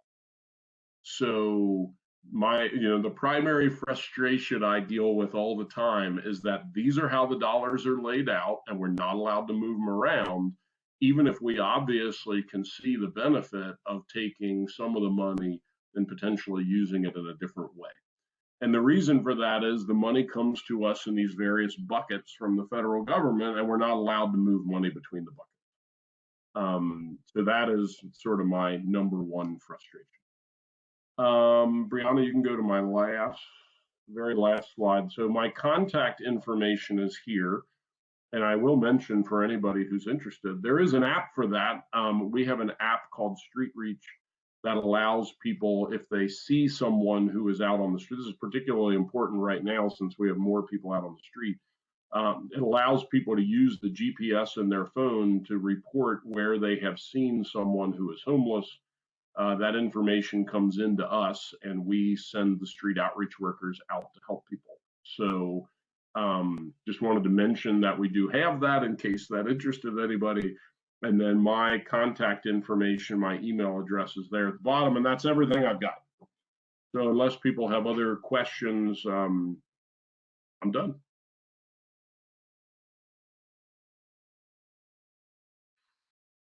Brianna or anybody else have anything?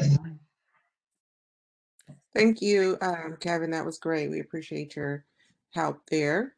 So we are it's a 10:28, and we want to go into our presentation here in a moment.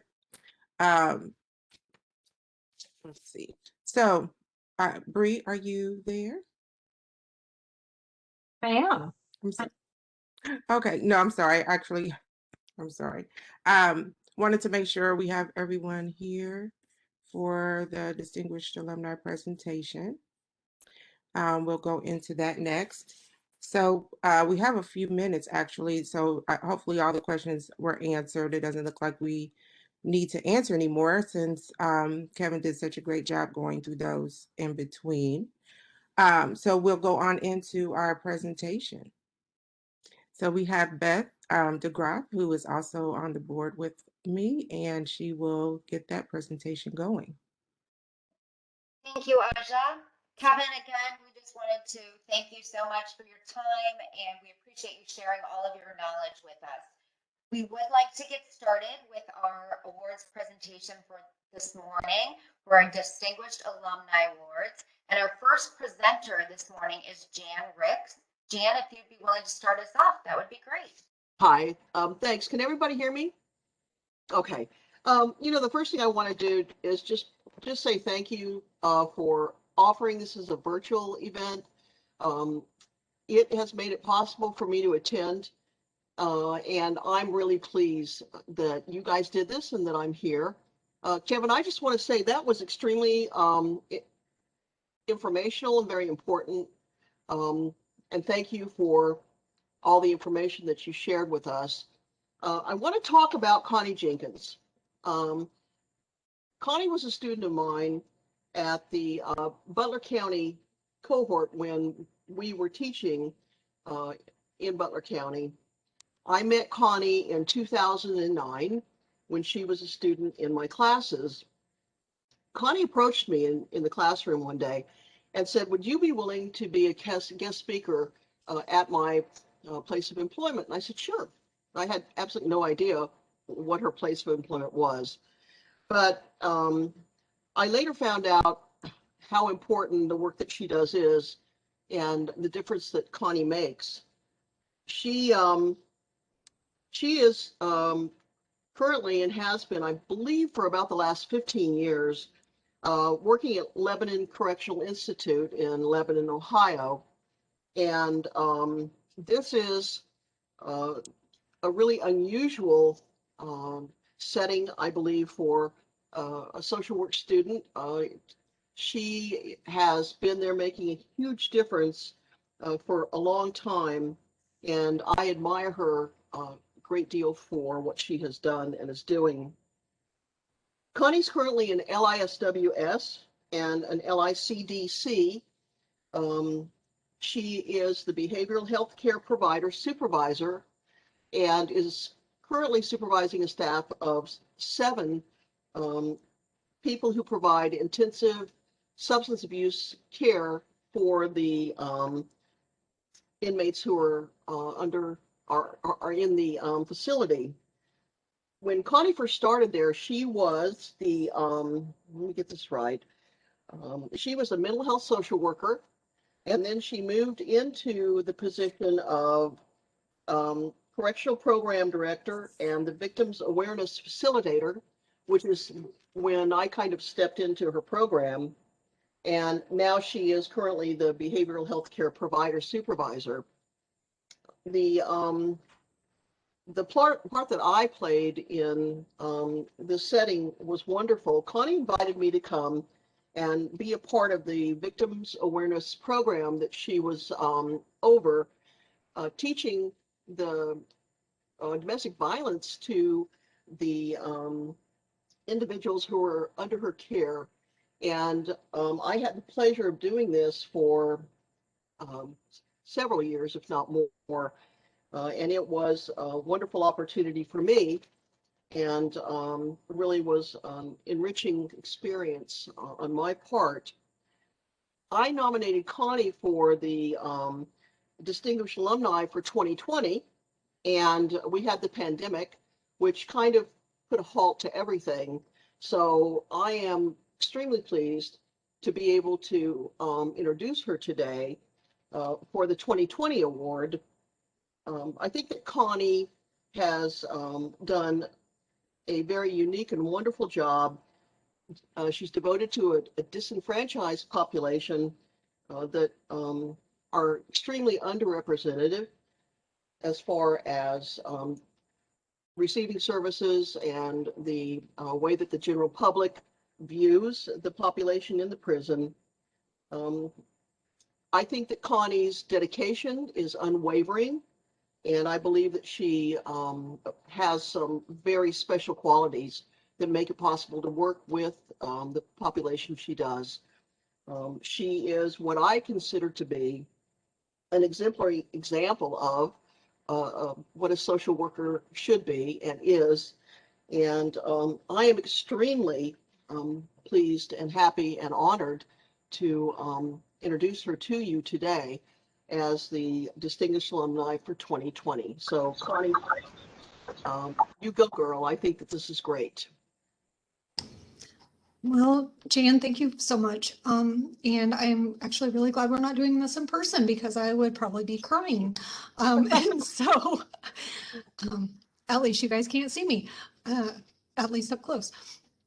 But thank you so much. You know, when Virginia brought me my award on Sunday, I was talking to her about it, and, you know, I've talked to Jan about it. I don't see anything I do here as special or anything that deserves a special award. I do it because it's a passion, and I know that the people that we treat and that we serve are coming home to Ohio to be Ohio citizens, and I want to help them have the best chance of being successful, whatever that is for them.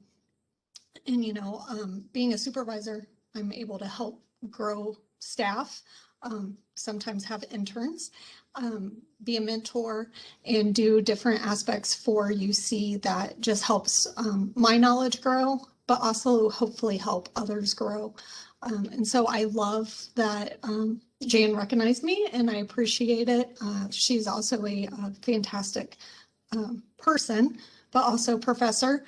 I know Aja had her with me, so I see her shaking her head going, yep, we know it. So, you know, because of great leadership and great professors, we've been able to accomplish wonderful things. And so I just want to say thank you. It means the world to me, and I'm going to go now. Thanks.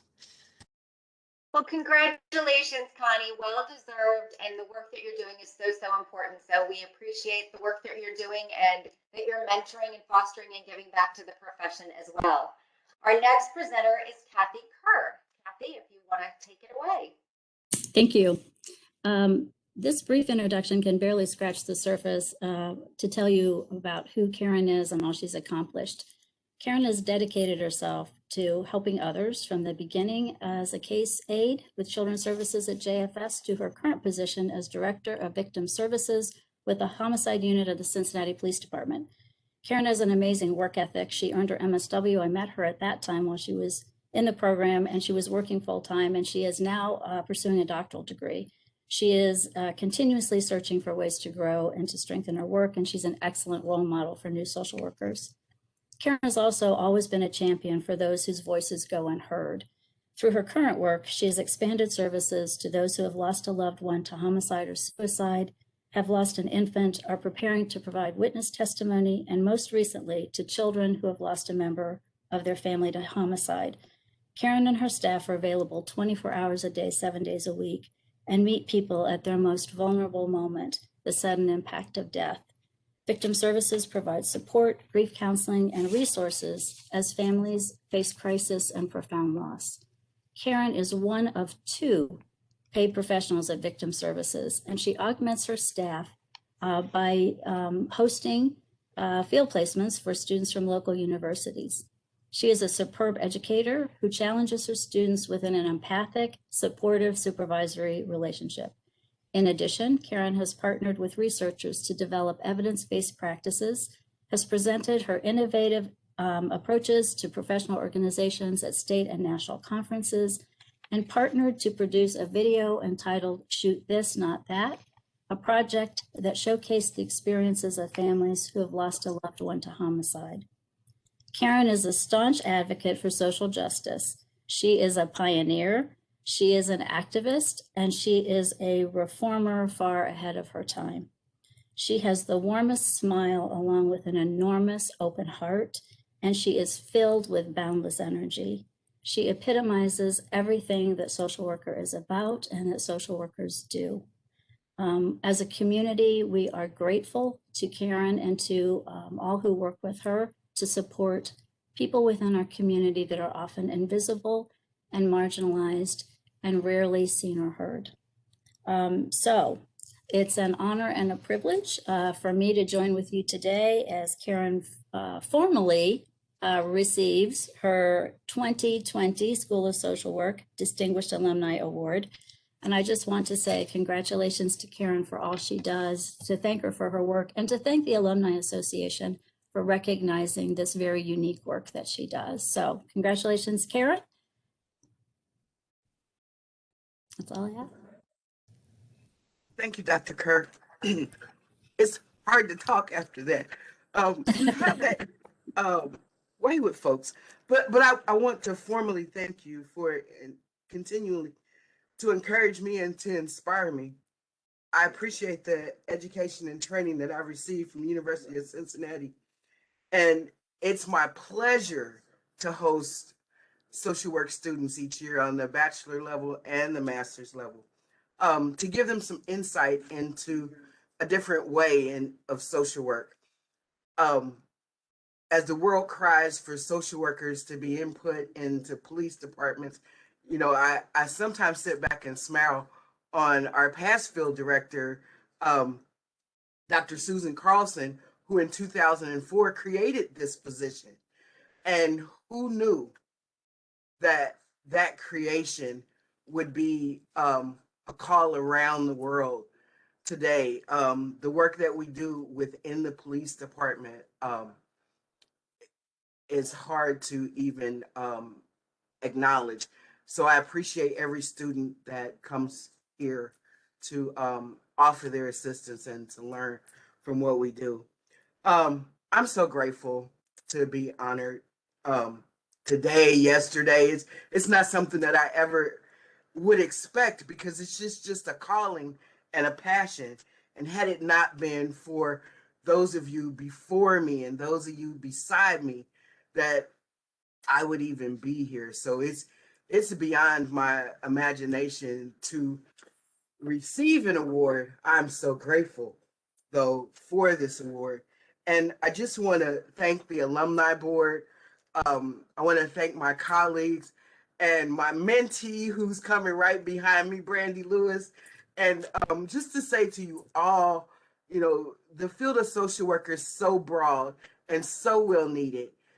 The pandemic wouldn't have been the same without us figuring out a way and showing the world how to keep going, you know, because that's what we do. We never stop. From Jane Addams forward, we will never stop. Go Bearcats. Thank you. My goodness, Karen, thank you so much. You make the university and the profession of social work so, so proud. And I'm grateful that we as an alumni board were able to spotlight the incredible work that you're doing. I know that you are changing the outcome for so many people in the city of Cincinnati. We're just very proud of you. So keep up the good work, and social workers certainly are resilient, aren't we? Our next presenter is Donna Lindsey Thomas. Donna, are you there? Unfortunately, she is not here, so I will be taking that role on. Thank you. Yeah, unfortunately, she had a death in her family, so she is not able to do that. But that means that I get the pleasure of doing it. I've known Brandy for approximately 5 years now.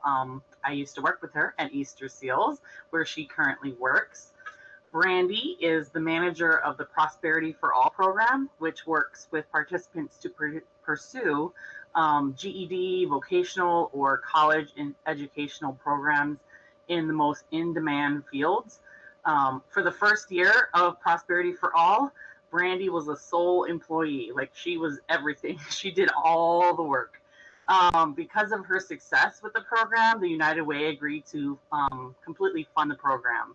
Upon completion of the program, graduates are capable of financially providing for a family of 4 and weaning them off of public assistance.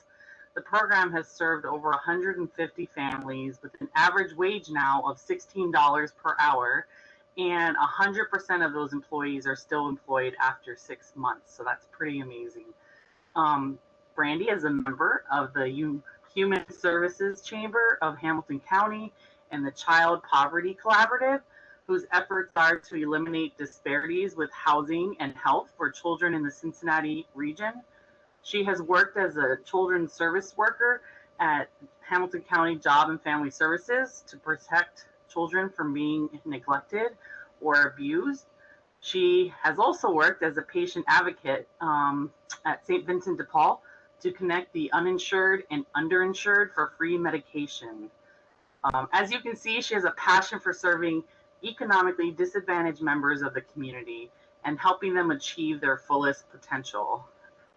That being said, Brandy is a ray of sunshine, and she can make you feel so welcome anytime you see her. She is the most sweetest person. So with that, please help me congratulate Brandy as one of our newest distinguished alumni.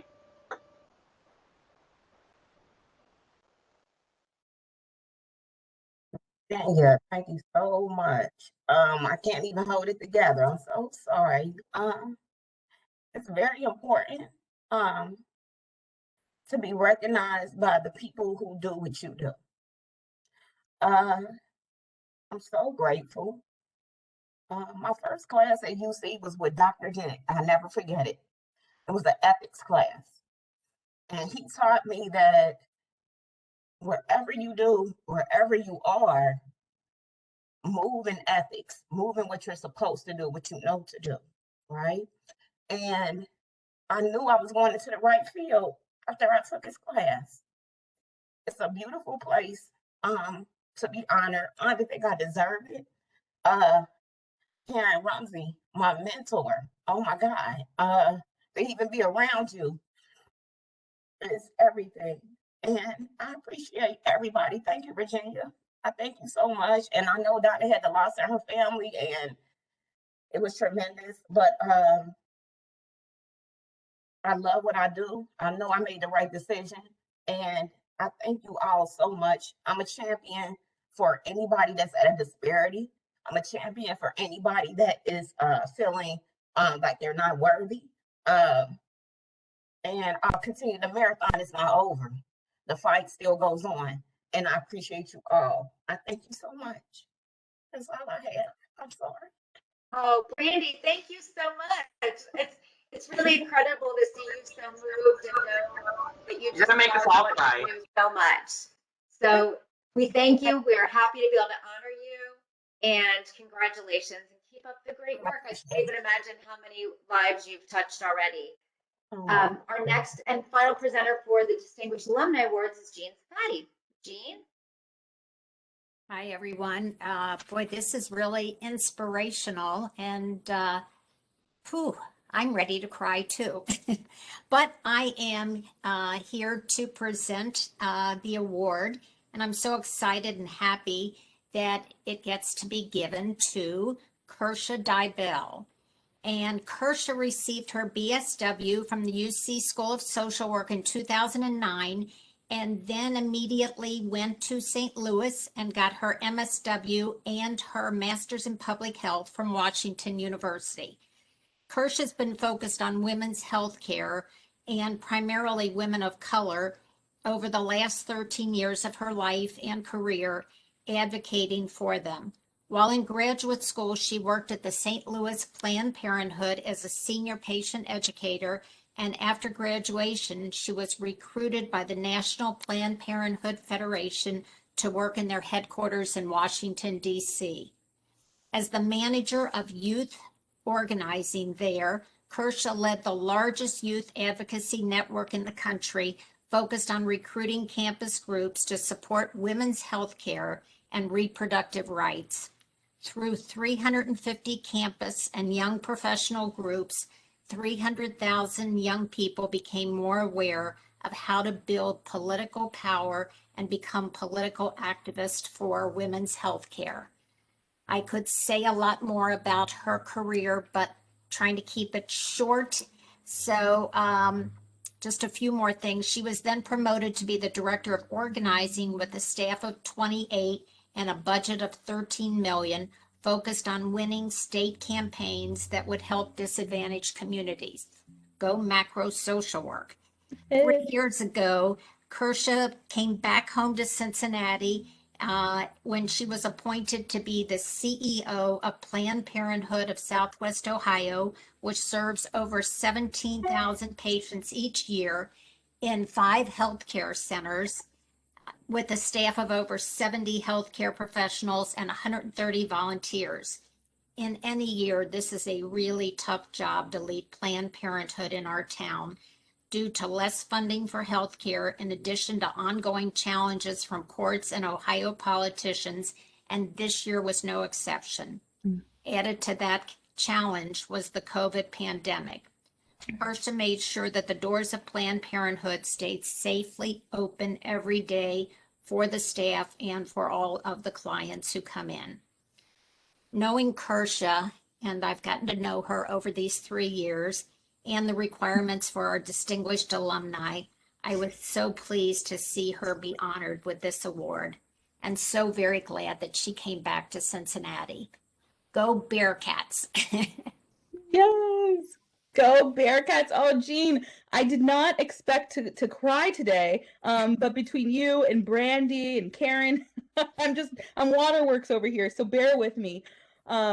Y'all, thank you, Jean. Thank you for your beautiful words, for your just unconditional love and support during my time that I have been here, truly, for your friendship, for your mentorship. Just thank you. And thank you to UC School of Social Work and the board for this incredible honor. I have to say, I am humbled, I am honored, and I am also just in awe of everything that I've already heard here. And I want to meet everybody that's on this line virtually. I can actually remember sitting in front of my my computer in high school, you know, one of those big clunky computers with the horrible dial-up internet, so perplexed about the question that everybody was asking me: what are you going to be when you grow up? What are you going to do when you go to college? And no lie, I can remember typing into the Google search bar at the moment, what are professions that help people? Because that's what I wanted to do. I wanted to help people. And I found my answer. And the answer was that I was going to be a social worker. And I always had the vision to ensure, equal access, fair treatment, and a quality of life for everyone. And I knew what I wanted, but I had no idea how to get there and how to make sure that the world was a little bit of a better place. And the UC social work program, it gave me the tools, it gave me the resources, the people, the networks that I needed in order to really ensure that that was a possibility for everyone. It taught me empathy. It taught me to see the inherent good in people and have that strength-based perspective that so many of us have and hold and learned at the UC School of Social Work program. And those are skills that have followed me to this day, that have allowed me to be the leader that I want to be and that I've always inspired to be, right? Warm, but yet strong, compassionate, but yet bold and empowering to everyone. So I truly do owe a large part of my professional success to those who have come before me, just as you said, Brandy, as you said, Karen, to those who offered mentoring and guidance along the way and poured their unconditional support into ensuring that I had what I needed to be successful. So it's because of you all, because of those folks, that I've learned to use any amount of power I have to empower other people, to spend my time mentoring, elevating and celebrating other queer and Black, Indigenous, Latinx folks of color to ensure that they have a life of abundance and joy. And I started my work, just like you said, Karen, before I realized it was my work, right? While I was here at UC as a patient at Planned Parenthood who needed access to abortion care. And my experience has become my passion, my life's work, and it would have not been possible without this program and without so many of the people here on this line who have paved the way. So thank you, thank you, thank you. This is an honor and something I'm going to be celebrating all weekend. So I appreciate everything that's gone into this. My goodness, Kersha, I think I speak for everyone who's on this call today, just how grateful we are that you returned to Cincinnati. Your passion and your enthusiasm is infectious. And I just think that the University of Cincinnati should put you on retainer to do a soundbite for the School of Social Work, because that was such a beautiful, just a beautiful expression of your appreciation for the university. And we're so grateful that you wanted to be a social worker back in high school and that you followed your passion all the way through, and the lives that you've touched are so fortunate to have been touched by you. So congratulations, well deserved. Thank you for being on today. I think as a board, I want to speak for all of us and just say that we're overjoyed by all four of you. I think you just are such a wonderful representation of social work and just strong, positive, encouraging people. So thank you all for being with us today. We're going to close out our program here before we get to our next speaker, and it will be my pleasure to introduce the recipient of the Ruth Clinton Award for 2021 to Donnell German. Donnell is a senior PSW student. She was nominated by Tyrone Hemler and Haley McFarland. And I don't think I could introduce her any better than the letter that was written by Professor Hamler. He said, an impressive factor about Donnell is that in addition to being in the program, working full time and juggling her family life, she also volunteers with her local church and an organization centered on support for mothers.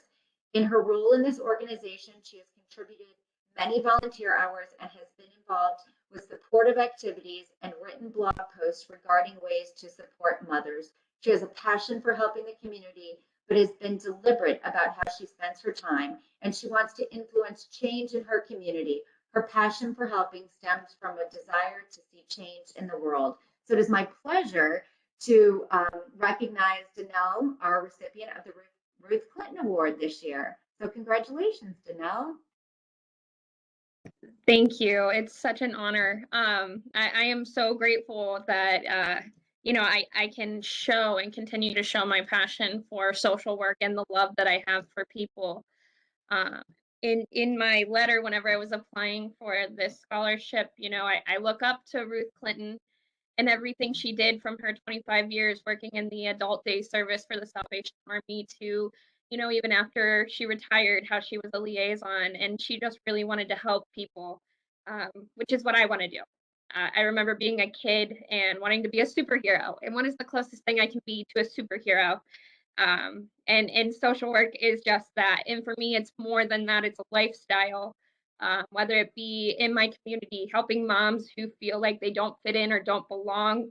We have play dates and I help mentor. And in my work, I'm working at Ohio Guidestone currently as an LCDC2, and hopefully soon LSW, so I can do dual. And I help people who get felonies for the first time and help them really with that empathetical perspective of you can do this, you can get through this, and you're worth it, because that's what this school and Ruth Clinton have taught me. So I really am honored for this award, and I am so grateful to be in here today. So thank you so much. You are so very welcome, and the work you're doing is so important. So keep up the good work. Your clients are lucky to have you. And I think with that, we are going to start our afternoon session. Bree, correct me if I'm wrong. Yeah, you're good. Thank you so much. Appreciate that. And what a great presentation this was. So emotional, so inspiring. Congratulations to all the winners from 2020 and 2021. And I also just want to send out a shout to the Alumni Board. I'm the co-chair and so is Beth. We share that position, and then everyone else has just pitched in and worked so hard. So I just want to take a quick moment to recognize all of the hard work that went into today. So we are ready for our next presentation. And we have next LaShonda Sugg, who is the CEO, therapist, and consultant for Labors of Love Counseling and Consulting. She will be speaking today on taking self-care to the next level, something we all definitely need. She'll be addressing core issues. And so I just want to go ahead and turn that over to her. And I believe she's on and ready. I am. Hi, good morning. Good morning. So I'm working with two screens here and I had them reversed. So it's all right. I figured it out. Okay. So, hello everyone. Has everyone had a break? They're good. We're jumping in. Yeah. Awesome.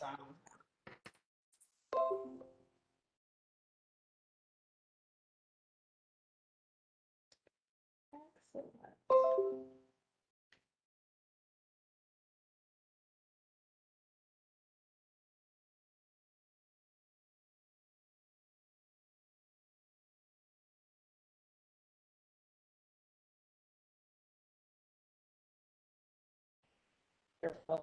I like people when I present because, you know, faces are important. And so with that, I know that there are probably many people who prefer to remain off video. Hey, LaShonda. Yes.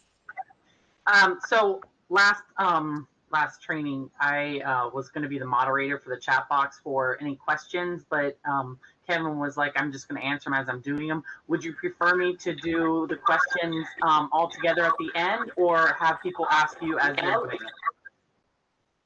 As they pop up, it's great. And because I have two screens, I can kind of see what's going on. So I do hear a little feedback. Is that just from me? Is that something I need to adjust? Yeah, I believe that's just from you. If you want to mute one of your. Yeah, I'm already muted and all that on my side, but I was still hearing it. And then some people are still saying there's feedback. So It's better now. Yeah, it was from when Virginia was on, but it's good when she muted. Awesome. Perfect. Okay. So with that, I do welcome all smiling faces because I just think that's important for me and for you. And so those who are willing to show their beautiful faces, I'm here for it. So I'm LaShonda. I'm really excited to be spending this time with you all. I know that we talk about self-care often in the field that we're in and social service fields. And I think that sometimes we miss an opportunity to really deepen our understanding of what self-care can be for us. So that's what we're going to talk about today. And so I want to start by inviting us into our bodies, into this space. I know that you all had a wonderful presentation earlier, and so people are already here. But what I also know about the brain and body is you got to this thing ain't lasting all day, and you got things you got to do afterwards, and your brain will continuously pull you to remember all of those things, like, oh, did I do that? And it's just an opportunity for us to bring ourselves fully into this space. So with that, I invite you to close your eyes if that feels comfortable, and get comfortable in your seat. And once you've done that, I now invite you to notice your breath. You don't have to change it or alter it, just notice it.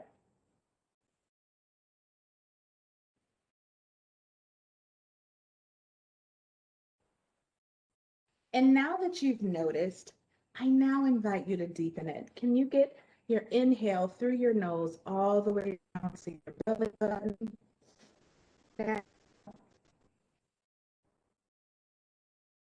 Exhale through your mouth.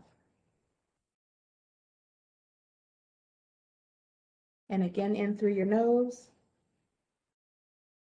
Slow, long, and controlled out your mouth. Take a moment to notice your feet. Maybe wiggle your toes. And just have a moment of gratitude for your feet. They carry you so many places. They enable you to do so much of the work you do. Now notice that your body meets your seat. And just take a moment to notice, is it comfortable? Do you need to adjust? Do you need to lengthen your spine? So just notice. And then just noting that someone is off mute. And so now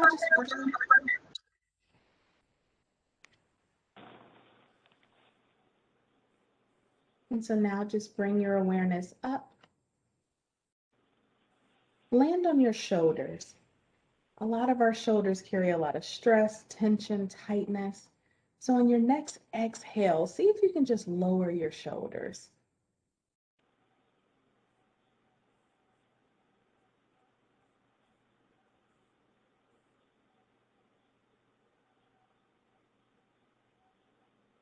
And now on your next exhale, see if you can loosen your jaw.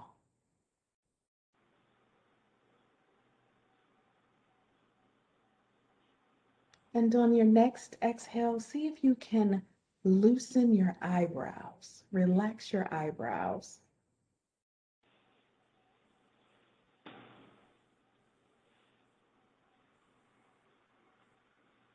Now I invite you to just notice if there is any communication your body's giving you. Is there a request that your body has? Do you need to stand up and stretch? Do you need to lift your arms above your head? Do you need to stretch your neck? Do you need to touch your toes? Do you need to take a drink of water? Just take an opportunity to listen to the requests of your body and actually meet them.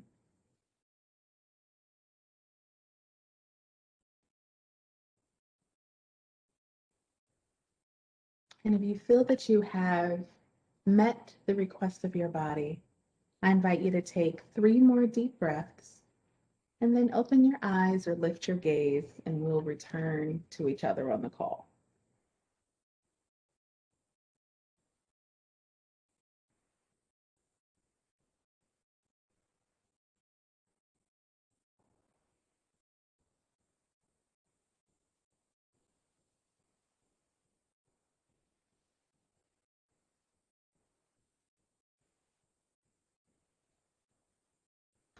LaShonda, you're muted.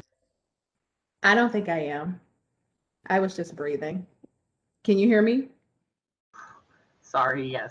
That's okay. All right. So what just happened was a lesson in self-care. There's always time. So when we come on and it's like, okay, we got get going, we got this presentation, we only have this amount of time. One of the biggest myths about self-care is there's not enough time for it. And so, yeah, there is. We make time for everything else. You make time for that client. You make time for that child, that partner. You make time for other people and other things. And what usually gets pushed last is our self-care. And so one of the biggest elements of self-care that you have and will always have with you is your breath. If you don't breathe, you die. Now, we know that from a very intellectual standpoint, like absence of breath is death. However, taking the time to literally just deeply breathe, we spent about 5 minutes doing that. We waste spurts of 5 minutes throughout our day. I know I do all the time. You know, you do that one thing, you go, let me just check and see if this one person emailed me. 30 minutes later, you didn't follow yourself down an email rabbit hole. Check this one thing on social media, 20 minutes later. So if we are intentional about our time, we can really devote that to self. And so I wanted to demonstrate that for us today. And so in the chat, I am going to invite you to take a second and share with us, how do you define self-care? What is this thing people keep talking about? Self-care, and what does that mean to you? So I'm going to invite you to the chat and just kind of tell us how you've seen that play out or what that means to you.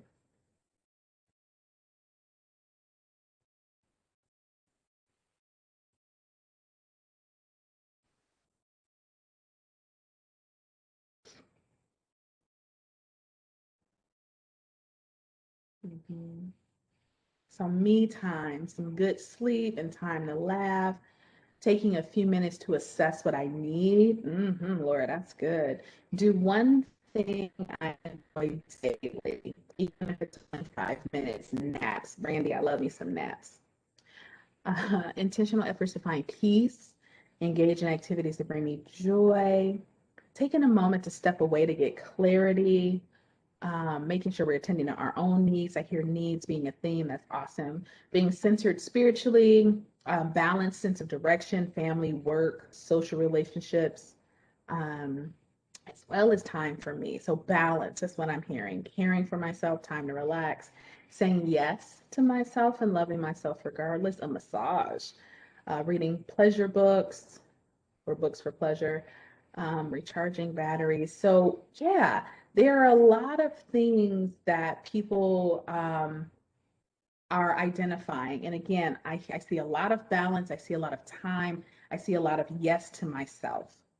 And so this is not about right, wrong answer, right? These are fantastic answers. What I want to do today, though, is provide you all with an expanded perspective of self-care. And so I'm going to do that by first helping us understand that pain or trauma that is not transformed is transmitted. And some of us are multiple generations into the transmission of trauma. We have beliefs and worldviews and behavioral patterns that have been passed down to us generationally, intergenerationally, historically, that still play out and manifest in our lives, and we're transmitting them to other people. And so we have the opportunity to move into awareness about our own internalized trauma so that we can stop that transmission. That's self-care. So we're going to look into that. So I don't want this next graphic to be too overwhelming for you. We're really just going to focus on the first two columns. And everything that we talk about in our time together today is going to be based on this work and premise of developmental and relational trauma.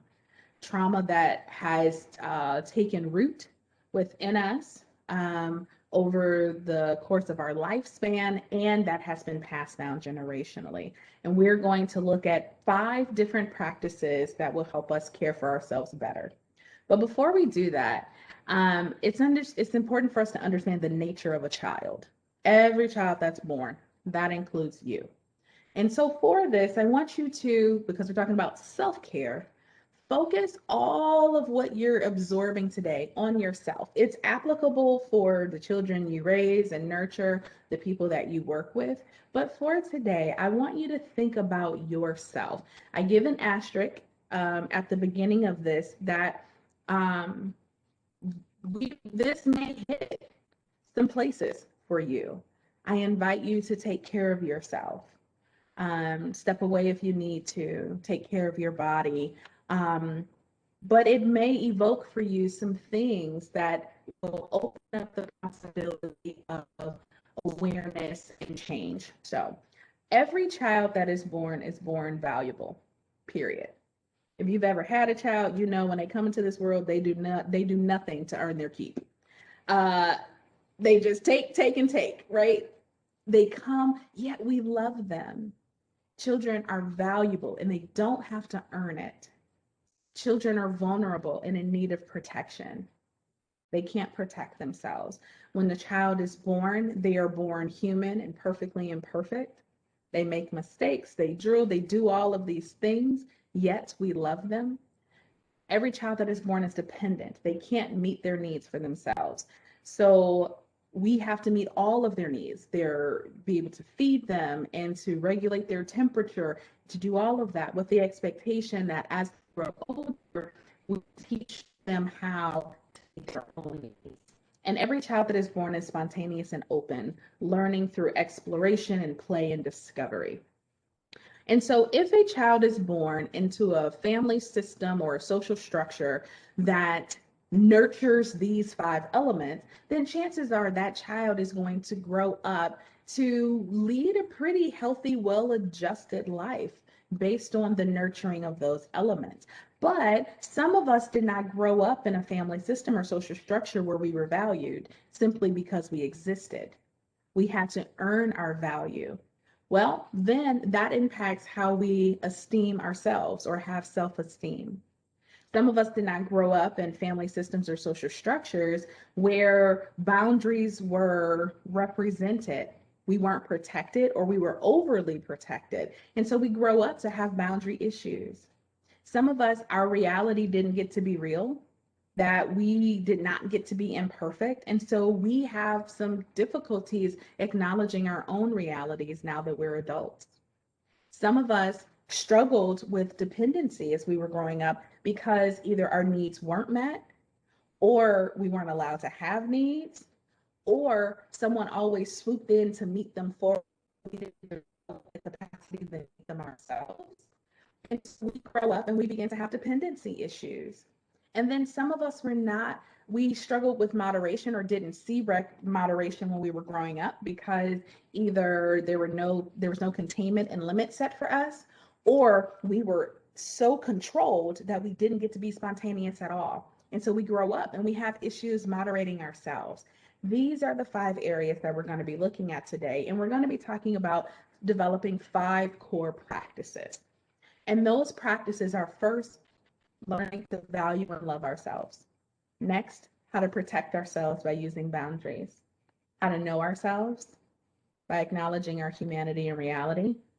By taking care of ourselves is another practice by being interdependent. And how to moderate ourselves by being contained and yet learning to have fun. So this is self-care, y'all. A massage is good. I get them. But this stuff here changed my life. So we're going to first start with the core practice of valuing ourselves. And when we think about how we value ourselves, how we love ourselves, there are 2 major components that go into how we learn to do that. The first is, how were we valued and loved? We've learned to value ourselves based on how other people value us. The second is how we watched other people value themselves. And so I grew up in a family where for my dad, grades and performance was very important. And so when I got good grades or when I performed well, he loved on me a lot. And so I recognize that added value to me. Yes, we will make sure you have the slides. And so value became, how do I get value? Well, I have to perform.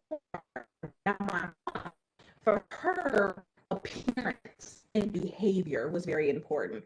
So being well put together, and being well behaved was important. So that was how I learned to value myself. At no point growing up was I given any implicit or explicit messages that I had value simply because I existed.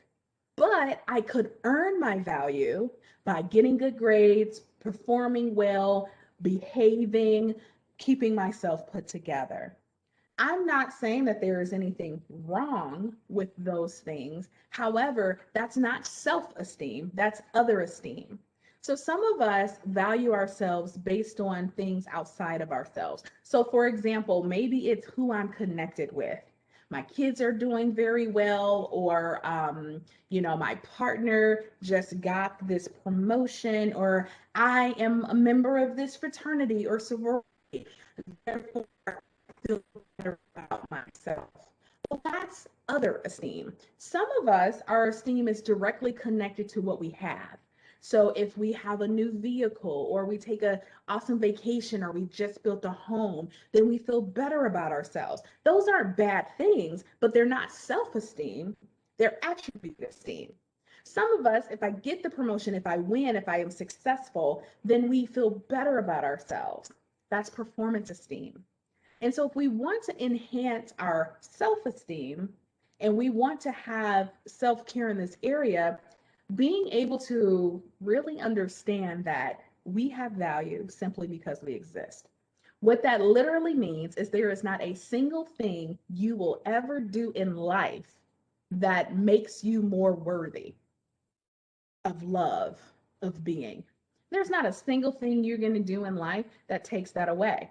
Now, I wish I had learned this before I acquired over $100,000 in student loans, because surely I was attempting to add some value and worth, because that's what all the attainment was for.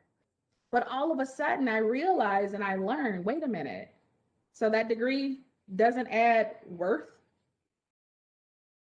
What? How different would your life be if you valued yourself, regardless of who you're connected to, accomplishments you have, possessions that you have? Can we learn, and someone said that in the chat as part of their self-care, loving myself regardless. A healthy self-esteem says and recognizes that I'm same as. I'm not better than anyone, and I'm not less than anyone. And so whenever we don't feel that we're same as, and we feel that we're better or less than someone, it's not that we move into that's bad or that's wrong, but we recognize that there is a part of us that is taking over that we're not aware of. So much of our self-care is predicated on us realizing that there are younger historical parts of ourselves that are still alive within us. And has anyone ever had, I can't see a lot of y'all, so I'm going to be relying on just a few people. Danielle, Midge, Shirley, Backman. Y'all ever had an adult temper tantrum? Y'all can be honest. Yeah, Danielle, you ever had, German, you ever had an adult temper tantrum? Yeah, I have. Right? Where like you can hold it together for a certain point, but inside you like kicking your feet and you're like, oh, right? Sometimes we respond to people in a certain way, and when we're done, we're like, oh my God, like I can't believe I said that. Where did that come from? That's because there are parts of us that are still alive, very alive within us, and they take over without our permission. What they don't do is send a text message and say, hey, I'm your 6-year-old and I'm gonna be showing up in about 15 minutes because I'm uncomfortable in this situation. This person is making me, feel unsafe. Nope, they just show up. And all of a sudden we find ourselves doing things that we wouldn't do in our functional adult selves. Maybe we start to retreat and withdraw and get really small. Or maybe we puff up take up more space and we become more aggressive, or anything in between. Part of self-care, a major component of self-care, is meeting our needs. But it's important for us to understand that we have what I call littles that are inside of us, and our littles have needs. Sometimes that need is validation. Sometimes that need is affirmation. Somebody said, when I'm hangry, sometimes you just need some food so you can think clearly, right? And so this is what we are developing. What are our internal needs? That is self-care, meeting the needs of our littles. So I'm going to invite you for just a couple of minutes to think about how you learned to value and love yourself. And now I want you, after you figure that out, I want you to consider, is there a part of me I need to be intentional about making contact with that needs to know that he or she is lovable regardless of the circumstance, that he or she is worthy of love? It could be a little elementary school part of you. It could be a teenager. You might have a very specific, my 8-year-old, because this thing happened when I was 8. Just take a moment. And if you have something to write with, that's my invitation to write it down. How did I learn to love and value myself? Was it performance? Was it being quiet? Was it behaving? What was it? And then what part of you do you need to frequently remind that they have love regardless? So just take a couple of minutes to do that.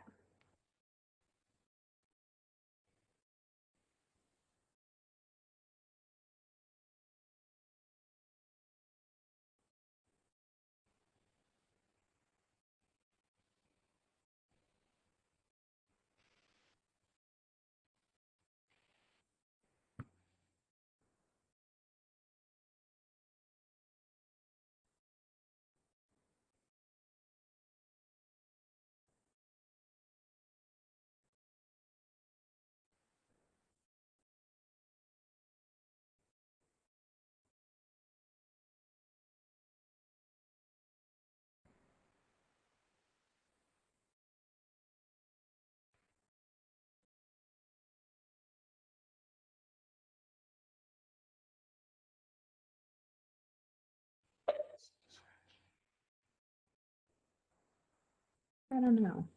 Does anyone else hear this like slightly low pulsating noise? Okay. I do not hear that. You do not. Okay. Well, No. No. well, I'm glad y'all don't hear it. It's really annoying me, but that's okay. I can get through it. I'm just glad that y'all are having an enhanced experience. Okay. Looks like Laura is also hearing it. Okay. Some of us hear it, some of us don't. That's okay. So, first practice that we can begin to develop is valuing myself. And so, who shows up? What part of me shows up and makes it challenging for me to love myself? That is the part of you to make contact with. And that could be daily affirmations. That could be literally putting it on your mirror, having it on your desk, putting it on your phone, and just daily saying, you are worthy of love. You have value. Many of us have internalized messages about our worth and value throughout our entire lives. We've heard it coming from different places, right? So we hear these messages, but when it comes to our personal affirmations, we think them. No, we need to hear them just like we've heard everything else.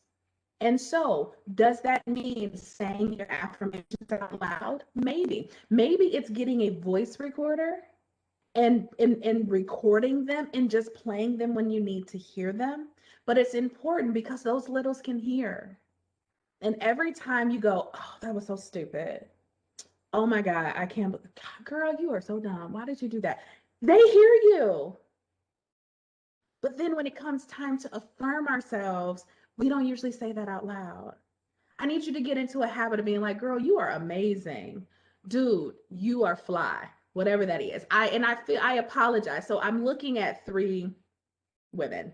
So, and I'm a girl. So I know there may be some male identifying people on the call. I am not leaving you out. I'm going to try to do so much better to demystify my vocabulary and working on it. But your littles, however they identify, however you identify, matter. They hear, and that's part of our self-care. So that's about valuing ourselves. Now let's talk about protecting ourselves. Protecting ourselves in this context is all about boundaries.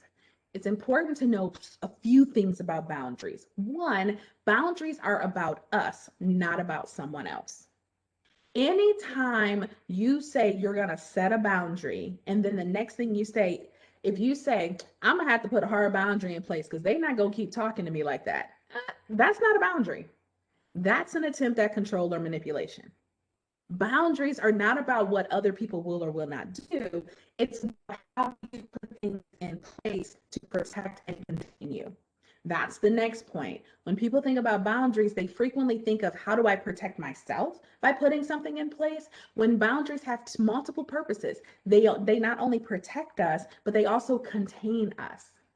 Someone who has a home and puts a fence around, yes, it might protect strangers from coming into your yard, but it also protects your dog from getting out. So it's about protection and containment. We are very familiar with boundaries in ways that we don't think about it very often, but they exist all the time. So for example, I don't know if anyone here lives in a house or a place that they live that doesn't have a door.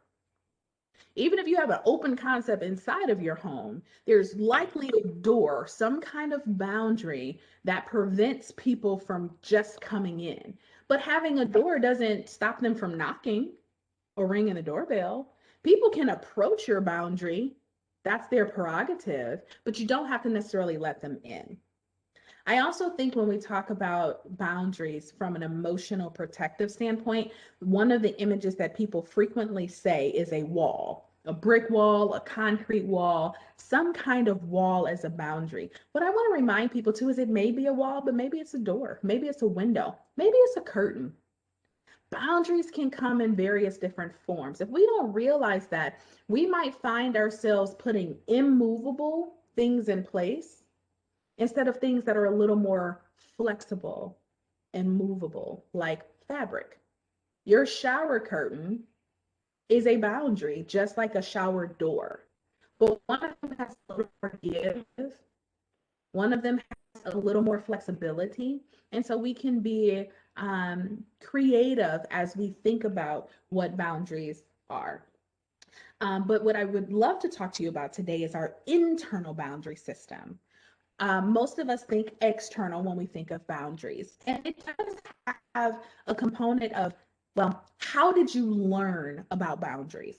So if you just take a minute and think, what did I learn about boundaries growing up? And that means who has access to my time? Who has access to my space? Who has access to my property? Who has access to my body? All of those things taught you about boundaries. So those of you who are willing to share in the chat, what did you learn about boundaries growing up? Who had access? It also is a component of who got to say yes and who got to say no. What did you learn about boundaries growing up?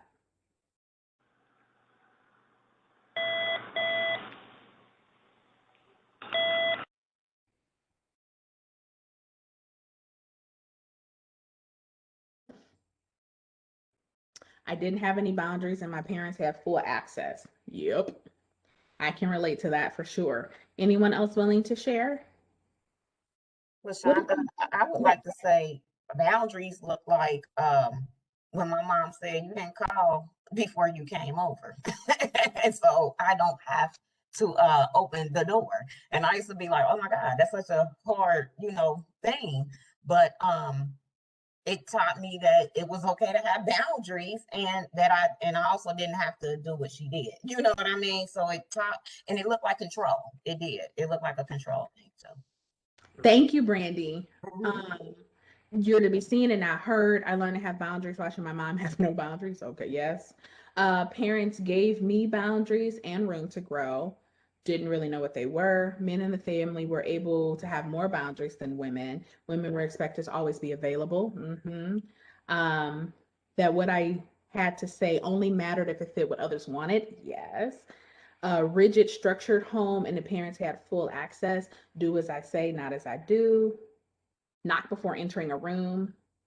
Yes. So all of these, I don't know that, like, maybe some people, but I know most people, parents or caregivers, don't sit them down and say, let's have a talk about boundaries. They may not use those words, but we observe what's happening in our families, and that's it. So when someone would show up at Brandy's house and Brandy's mom was like, you ain't called before you got here, so I'm not answering the door, that taught her some lessons about boundaries. Now someone else said, my mom not having any taught me that I needed some. So it's not necessarily that we go on to exactly replicate what we see, but our decisions about setting boundaries are informed by what we noticed. Options, and then you got to choose from them and learn that it was important. So you have, choices for healthy choices. So it's none of this is about good, bad, right, wrong. But this is about, what did I learn about these things, because they are showing up today. Part of this process of exploring our templates, it's like taking a bagless vacuum cleaner. Because if y'all house is like mine, vacuum cleaners suck up valuable stuff sometimes. Earrings, earring backs, change, toys, hair things. I mean, stuff that has value. But also, it picks up a whole lot more than we thought was there. So if someone spills chips on the floor, they grab the vacuum cleaner and you start vacuuming, and the next thing you know, all this nasty stuff, you're like, oh, what is all this stuff, right? But just because it got sucked up into the vacuum cleaner doesn't mean that it's invaluable. But we are like vacuum cleaners as people. We suck up stuff all around, especially from the time we're in utero to when we're 7 years old. So by the time we're 7 years old, we know how the world works. And that sounds ridiculous. We don't know how the world works, but our brain thinks that we do.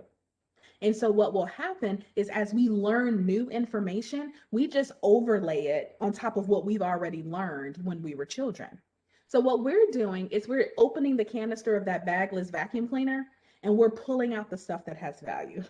And now it's messy and probably stinky and it's not very pleasant, but we want to pull that stuff out because there are some very valuable things in there.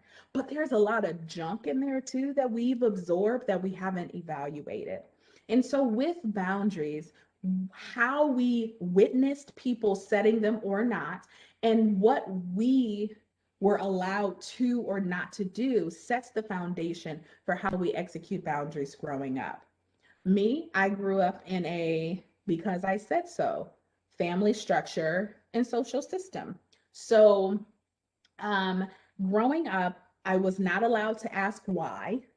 Why was disrespectful. So if I was told to do something, don't ask why, just do what I told you to do. I couldn't say no, right? Like if I was told to do something, I needed to do it. I didn't have to like it. And I was told that you ain't got to like it, but you're going to do it. And I grew up in a place where respecting elders was very important. Now, no one actually defined for me what an elder was. So I assumed it was just anyone older than me. Therefore, elders had authority and children did not. So if I was told to do something, or if someone requested or required something of me and they were an elder, then the expectation that I was going to do it and I was going to do it happily. And if I was not happy, don't let my unhappiness be displayed. Well, what that did was that was a perfect recipe for sexual abuse, because when slightly older peers who were older than me requested things of my body, I had not built a muscle that I could ask why. Why are we doing this? What is this? I didn't know that I could say no.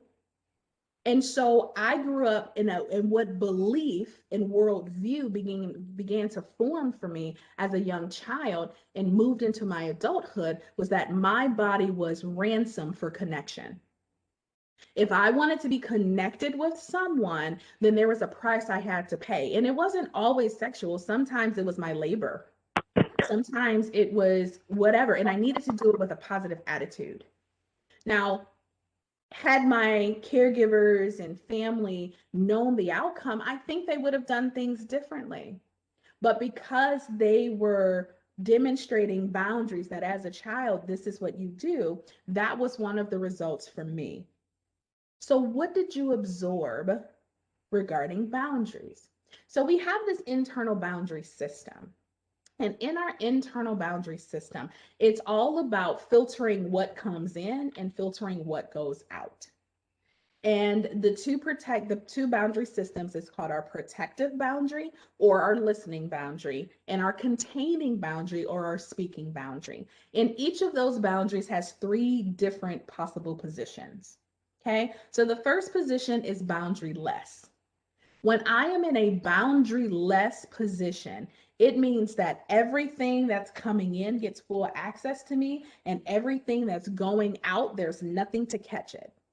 So in my protective listening boundary, if I'm boundaryless, it means that every facial expression, every tone of voice, every word choice, written or verbal, gets direct access to me and I begin to internalize it. As a trainer who trains a whole lot of people, especially on virtual platforms, if I don't put a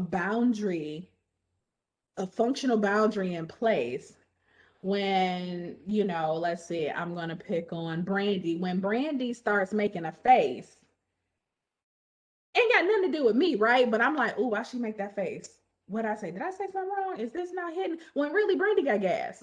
Or she got a cat that then ran over her feet, or somebody that slammed the door. So her face has nothing to do with me.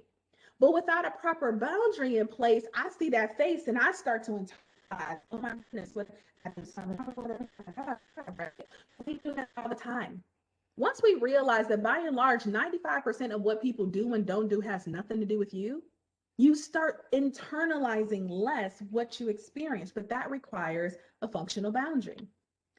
Now, if I am speaking and I'm boundaryless, that usually means that there is nothing that is filtering what comes out of my mouth. Now, sometimes that might mean that I'm being mean or rude or profane. It doesn't have to mean that. You can be boundaryless with a smile on your face. I'm going to tell you, some of the most boundaryless people I've ever met in my life, God bless them, are the old church mothers. Smile on the face, but no boundary. Oh, baby, you actually gonna wear that. Okay, I see you've been eating good during this pandemic. I mean, they say all kinds of stuff. They ain't mean, they ain't rude, they ain't cussing you out, but you like, whoa, she actually said that, right? So it's not about how necessarily, how we say it is part of it. Sometimes boundaryless is when we unload on people. I like to think of boundaryless as vomit. When someone word vomits, one of the first things that people are seeking when they vomit, because we don't control that, contrary to popular belief, you might be able to get to a location in time, but we don't control that. It's relief. Sometimes people are walking around needing relief. And if we're safe people, us in the field, people vomit on us all the time because we're safe. And they're boundaryless because they can get it all out. So that's boundaryless when we're speaking. Now, another boundary position is walled off. So if I did the rest of the training like this, you can hear me, but this makes it really difficult to connect with me. It makes it really difficult for me to connect with you. But if I put this boundary up, now I don't have to see Brandy making that face at me. That makes it easier, right? Like, I don't have to take in the bad stuff. If she don't like it or she rolls her eyes, I won't have to see it. But it also prevents me from seeing her smile and her laugh and her engagement. So when we put a wall up, we feel often that we're protecting ourselves from the negativity that comes in, but we're creating a barrier to all things that come in.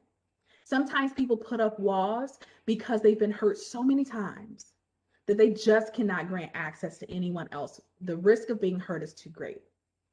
And so they put that wall up. Now, if I'm speaking and I put the wall up, same thing.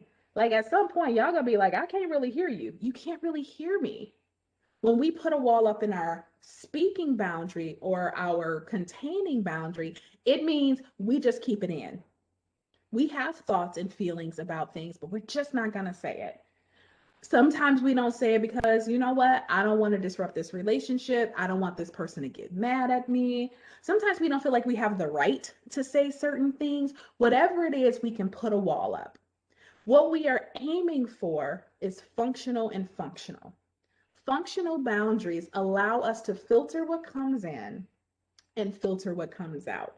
So with our listening boundary, the one that protects us, a functional boundary says, I'm going to take the data.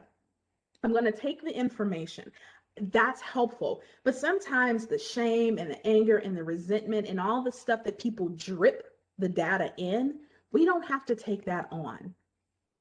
Sometimes I need to hear the things people have to say, but I don't have to give full access to all of the emotion in which they're saying it. If I'm driving down the highway and something is happening and I'm about to collide with another vehicle and they honk their horn, I need the data, like, oh, we're about to crash. But the angry honk, the horn that they honk, like, they cussing you out and you can hear it just in the tone and how they lay on the horn. Not the light toot toot. The light is, hey, the light is green. There's the light honk. But then it's the get out of my way, right? You get the angry honk. Well, the reality is if I'm at a light or if I'm about to collide, I need data. Oh, the light is green. But all that violent anger and all that stuff that is dripping in, I don't have to take that on. How many of us have gotten a car horn honked at us and 3 hours later, you still mad? It wasn't even my fault. There was somebody in front of me. You didn't dissociated on your work call. You didn't went off on your partner. All this stuff because somebody honked their horn at you 3 hours ago. It still got you mad. That's how you know you were boundaryless. You need to put a boundary in place. Ooh, I took the data, but I didn't have to take, because guess what? That person might have been having a bad day. Had nothing to do with you, but we take it on. A functional speaking boundary says that I am going to speak my experience. I'm going to tell my truth. I am going to talk about how this is impacting me, but I am going to be mindful of my word choice, of my facial expressions, of my body language. I'm going to be mindful of timing, right? Don't tell me anything before like 9 o'clock in the morning that you actually want me to receive. Like, I'm not a morning person, right? And then some people don't tell them nothing after 8 o'clock at night. So all of these things are a factor, but that's functional. You learned while you were growing up whether or not in your social systems and your family structures, whether or not it was safe to put boundaries in place. The reality is, even if it wasn't safe when you were a child, you're no longer a child. But those littles inside of you are still either pushing you to put that wall up. You're getting ready to say something like, don't say that. I just don't say that. They're going to get mad at us. Or you got a part of you, likely your teenager, they'll be like, tell them off. You ain't got to take that. Go off. Cuss them out, right? So when we come in as a functional adult, what we're doing as self-care is we're letting our littles know that it is okay to have functional boundaries. So what part of you, what little shows up when it's time to put boundaries in place? Once you've identified that, I invite you to think of one thing that you're willing to do to communicate to that little that it's okay to put boundaries in place, functional boundaries, that they don't have to let everything in and they don't have to keep everything out, but that they can be functional. So just take a moment to write that down.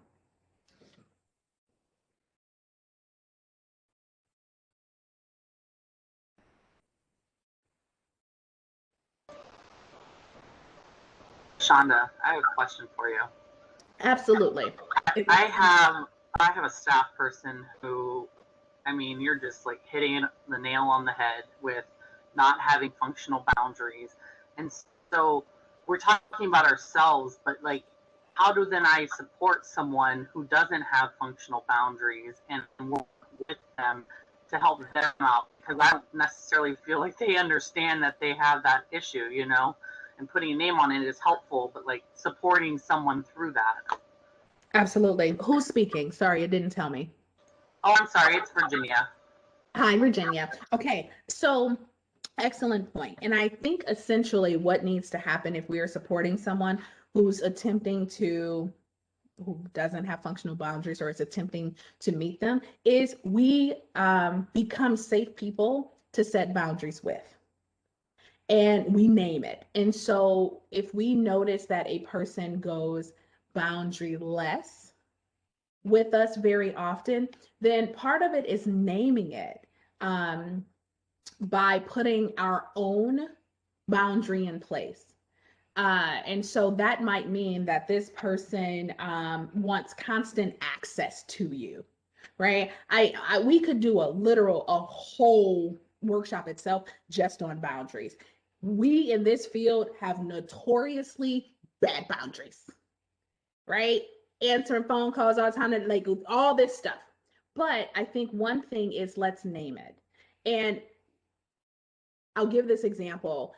Sometimes the best way to support someone in setting boundaries is to set them yourself and name what you're doing.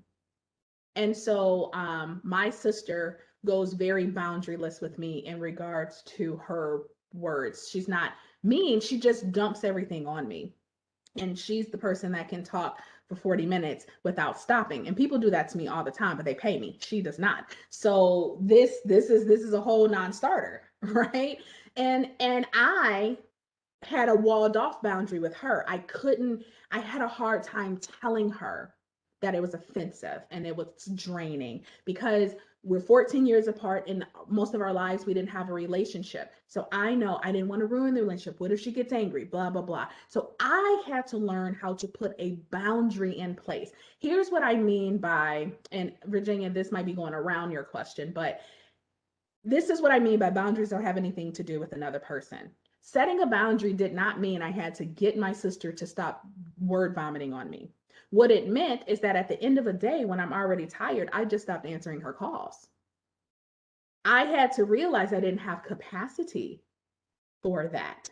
It meant that when we got on, I would set a parameter and go like, oh, hey, I'm looking forward to talking to you. Just so you know, in about 20 minutes, I'm going to be going to do something. So I'll have to get off the phone. So I learned to begin to put these things in place. So a combination of that. And what happened with my sister is she works in the healthcare field, like insurance billing and stuff. And she had what I call a grand boss. So not her direct supervisor, but the supervisor above her supervisor. And one day this supervisor sent my sister a text message and said, can you talk? And that changed my sister's perspective because my sister said, she my boss's boss. She should be able to call me anytime she wants to, but the fact that she texted me to ask me, was it a good time to talk? That meant a lot to her because growing up, my sister grew up with the same parents I did, right? When authority says you be available, you be available. So someone else using a functional boundary with my sister, hey, can you talk? It shifted. So now what she will do is she'll text me and she'll say, hey, can you talk? Now that doesn't mean when we get on the phone, she ain't gonna talk for 40 minutes because she did it last night. But what it means is at least I'm in a better space to be like, do I have capacity for this? Right? Changing who my sister is at the age she is now shouldn't even be a priority of mine. But knowing that I get to say, yes, I'm available or no, I'm not, being able to do that, that helps with boundaries. So sometimes it's demonstrating boundaries for people around us and they'll start to get it. She doesn't call me nearly as much. She keeps her time frame. Another thing I would do with her is when I call her while she's at work. Because I want to say hi and I love you, but I also know she don't want everybody in her business when we were back in there. And she got to go at some point, right? She can't talk to me for 40 minutes because she got things to do. So I still got to call her and say, hey, thinking about you, love you, Friday afternoon. But those are some things that had nothing to do with changing her behavior, but altering that. And so for this person you're working with, Virginia, part of supporting her boundaries or his boundaries is setting them for yourself and demonstrating what that is. And having some very explicit conversations about them if that's the role you have in that person's life. So hopefully that was helpful. Yes, thank you. I know as yesterday I did, so I feel like I'm on the right path then, because yesterday she sends emails and it's like bam, bam, bam, bam. And it's very like her thoughts are all over the place. And so I said, before you send me an email, I want you to wait 10 minutes. During those 10 minutes, if you have additional thoughts, add it to that one email. And before sending it, make sure that you reread everything that you said and make sure that it like flows nicely. Because it's like, I don't have time to spend all these like random thoughts, you know? So I don't know. Anyways, thank you. Yeah, no problem. So I appreciate the explicit conversation. Part of a boundary for yourself would be when she sends an email, don't read it for 30 minutes because you know more are coming. Like if that's the pattern, the boundary for yourself is, I'm not going to read each one and then get frustrated as you keep adding information. I'm going to say, okay. I also think for us, a good boundary to put in place is check your emails 3 times a day. I know somebody just clutched their pearls and their breath got short in their chest. What? We stay on email. We get the little notifications that say one come in. We distracted 3 times a day. You check it in the morning. Has anything come in overnight? Pearls clutched. I know, right? And then you have some time or maybe twice throughout the day. I'm going to check my email at 9 o'clock, at 12 o'clock, at 2 o'clock, and at 4 o'clock. And you know what? What comes in during those time frames is what you address, and what comes in later, you address the next day. Part of boundaries is recognizing that everybody's urgency is not your emergency. Okay? It's just not. And it's valid to them. It really is urgent. They mean it, but it doesn't have to become our emergency. That's a boundary. One of the best things I've done for myself recently is I have a constant out of office email. And that email says, I usually get to emails within 48 to 72 hours. If it takes me 3 days to reply to an email, it's very rare. However, I am setting the expectation. I got a lot going on. And I would be stressed at the end of every day trying to get to all these things when it wasn't necessary. And all of a sudden, I just feel a relief knowing I have that buffer. It, like I said, it normally doesn't take me that long, but knowing that it's there has been helpful.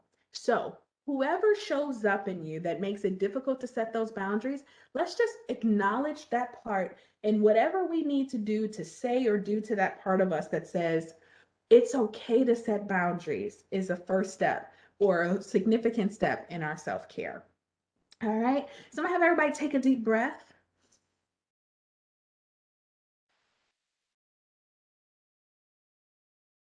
I know it's a lot of information. The whole goal isn't you retain everything or do everything, but hopefully people are getting some little points that they're like, oh, I can do that for myself because this is self-care. So now we're going to talk about knowing ourselves. Knowing ourselves has everything to do with trusting our reality, our internal experience, and being connected with our bodies. So we as a culture are generally disconnected from our bodies. When a child is potty training, there is a lot of effort that goes into helping that child notice an experience of sensation in their body. Namely, I have to urinate or I have to defecate, and then taking that knowing and then doing something with it. Like, oh, now I have to go towards the restroom and I have to pull down my clothes and I have to sit on the toilet and I have to do this. And we spend a lot of time and effort with children getting them to the process where they can use the bathroom in a toilet. But after that, we really just stop encouraging and setting aside space for people to connect with their bodies. We get to puberty and usually people get that, oh yeah, that's just normal, but let's not talk about it. Oh, what's that? Yeah, nope, that's fine. Yeah, you're fine. You're just becoming a girl or a woman. You're just becoming a man, but we don't actually talk about it. So now we're adults and we are disconnected from the communications that our bodies are frequently trying to give us. We are decent at recognizing when we're hungry, thirsty, tired, sleepy, in pain. But are we really? Because you tired, but what do you say? Just let me finish this one thing up real quick. Let me just do that. An hour later, you're still working. You got to go to the bathroom. You got to go to the bathroom right now. And you like, all right, let me just wait to the break. 30 minutes later. So we are in a consistent habit of ignoring the messages of our body in lieu of something else. And when we do that, it's a denial of our reality. It's a denial of what our body is telling us. But we do this emotionally as well. Sometimes we feel something, an emotion arises, but we will say to ourselves, what are you sad about? There's nothing to be sad about. I can remember saying this to myself years ago. What are you sad about? There is nothing to be sad about. Or you're angry. What you angry for? So we are in a habit often of denying our reality. Now, let's be real. Many of us learn this. The child who walks into their parents' room in the middle of the night and says, I am so afraid there's a monster in my closet. And the adult who responds to that child, just go back to bed. There is no such thing as a monster.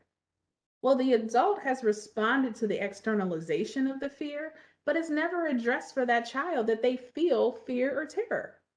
So when the adult and authority in a kid's life says what's happening out here or what you're expressing that's happening inside of you is not happening out here, it is a perfect storm for us to begin to deny our own reality. How do we know if we are denying our reality?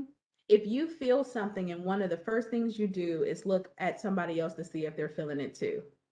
Somebody tells a joke and it's funny to you, but you want to make sure it's okay to laugh. So you look around and then there's somebody else laughing, you're like, okay, I'm gonna laugh. Or if something happens and you feel a little sad, but you're just kind of checking the pulse, is everybody else sad? Part of that is because most of us have been conditioned, take that back. All children grow up needing their internal experience validated, mirrored. When we grow up in systems where we get to feel what we feel and someone outside of us validates that, even if they don't feel it themselves, then we start to trust our own experience. But when that doesn't happen, we find ourselves constantly waiting for other people to say, not only it's okay to feel that, it's not even as much as it's okay to be sad or angry. It's like, that's a real thing. So when it's time to acknowledge your humanity, who shows up? What part of you shows up and makes that more challenging? Another denial of our reality is perfectionism. This about to hit some people square in the middle of their eyes. So I apologize ahead of time. I'm doing it out of love. Find some self-soothing. There is no winning in perfectionism. None. And it's a denial of our reality. But we keep striving and striving. Are you a procrastinator? You probably struggle with perfectionism because they're cousins. Because if you can't do it perfect, it's hard to start. If it's hard to start, then you don't do until you're backed up against a deadline, and then you hurry up and do it. And then it either turns out perfect and it confirms that behavior, or it doesn't turn out perfect and you convince yourself that the reason it wasn't perfect is because you started too late. But you still are going to strive for perfection the next time. Some of us on the other end are, I can't, I won't. I can never do that. Do a presentation? Oh my God, no. No, I can't do that. I can't, I won't. Denial of our realities. We are neither perfect nor void of capacity or of capability in many areas.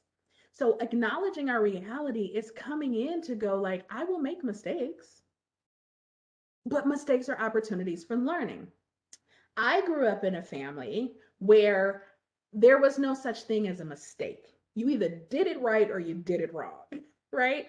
because there was no such thing as a learning opportunity or a mistake, I avoided doing wrong all the time, AKA perfectionism, because I hadn't grown up in a system that taught me like, oh, what did you learn from it?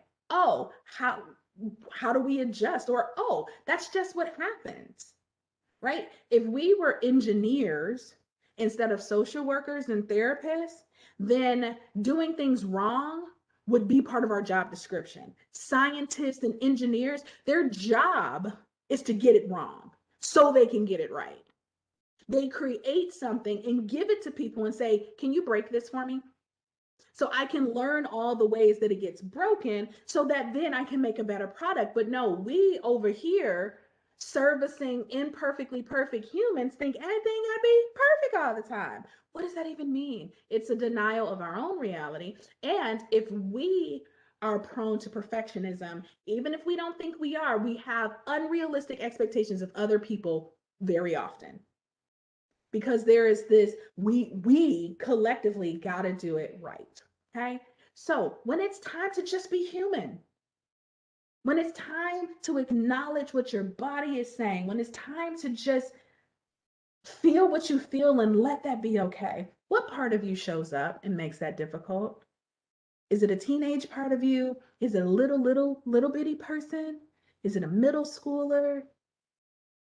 Who shows up? And what does he or she need from you in order to know that it's okay to feel what I feel? Here it is. If it matters to me, it matters. It's okay to learn through mistakes. What do they need from us? So just take a moment, identify what part or parts of you shows up when it's time to own your reality, and what you might do to meet their need, to give them that affirmation.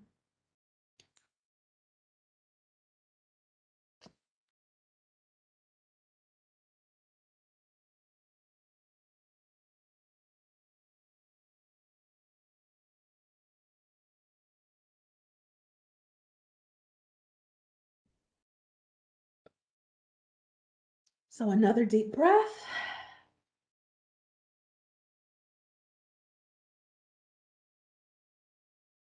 Yes. So now we're going to talk about taking care of ourselves. And it's all about dependency. And dependency exists on a spectrum. Okay. So on one end of the spectrum, we have too dependent or codependent. Those of us who have codependent tendencies oftentimes grew up in family systems and social structures where it was very hard to determine where we started where we stopped and someone else started. So there was kind of an enmeshment that took place. And often what we absorbed in those systems is, well, since we're so connected, if I meet your need, then ultimately I'm meeting my own need. So then we develop this pattern of meeting everyone else's needs, hoping, thinking that it's going to eventually meet ours, but we end up with our needs frequently unmet. Or we make meeting someone else's needs our needs. Sometimes we can find ourselves in this too dependent, codependent space when we were never given the opportunity to build the confidence and competence to do things for ourselves. If someone was constantly swooping in to like, oh, I got it. So we never actually learned how to do certain things, then we don't feel that we can. So we either wait on people to do it for us or ask people to do it for us, but we don't have that muscle built of like stepping out there and doing it ourselves. Now, on the other end of that spectrum is anti-dependence. Now, anti-dependence is not, I'll do it myself. Anti-dependence is, I would rather have it unmet than to ask for help. And we get to this anti-dependent space oftentimes because, well, maybe I'm tired of relying on people who are so unreliable that the pain of being rejected and let down is far worse than not having this thing met. I'm just not gonna put myself out there. Sometimes we find ourselves in this anti-dependent space because we were expected to know things well beyond our capability at a young age. And we were shamed when we didn't. So the terms that always get me, you ought to be ashamed of yourself. Shame on you. How old are you? You ought to know better than that. All of those things then help us internalize, I should have known better. Well, if I ask for help, that's going to be an admittance that I don't know how to do it. That shame is too much. I'll just either keep trying to figure it out or I don't have to have it made. They have that need met. Somewhere in the middle of those two spaces is interdependence. Interdependence simply is, I will meet my needs for myself when I can, and when I can't, I'll ask for help. When you put it in a sentence, it seems simple, but what part of you shows up when it is time to ask for help or to try a new thing and makes it difficult? Someone pops up. Now, some of us are needless, wantless, and this is less of a matter of all of these, I should say, it's less of a matter of how I am statically versus how I show up in certain relationships with certain people in certain places, right? Some of us can be very functional at work in all of these areas, but then we go home and our littles are all over the place. Some of us are pretty functional at home, but we go out to work and our littles show up. So I wanted to say that. But with needless, wantless, that is those of us who literally don't even recognize what our own needs are. We don't think we don't know what our needs are. We think we have it just fine. We just think we don't have a lot of needs. You know, the people who pride themselves on being low maintenance? You know, are you really low maintenance? Or have you just really never learned what your actual needs are? Right? And when did high maintenance become, why is that a negative thing? Right? Some beautiful plants are high maintenance because they create beauty and they give this, right? My lawn is high maintenance, but it's a beautiful lawn, right? So when we start attaching stigma to certain things to justify our own woundings, we don't even realize we're doing it. So needless, wantless, we might know your need very well, but I don't know mine. Interestingly, a person or people who consistently and pervasively did not get their needs met, everything becomes a need. So we like to look at people sometimes, especially in our field, and be like, and the person who says they need this thing, you don't need that. I mean, who needs a $200 pair of shoes? Who needs blah, blah, blah, blah, blah. But if your needs have never been met, you never learn to differentiate between need meeting and excess because you've never had excess. So everything feels like a need. So I have an unofficial theory about whether or not a person is needless, wantless. I think someone should research it, but I do want to tell you that this is not empirically sound, but I'm going to go with it. I think if you want to know if you are needless or wantless, you need to look at the last time you bought yourself some underwear.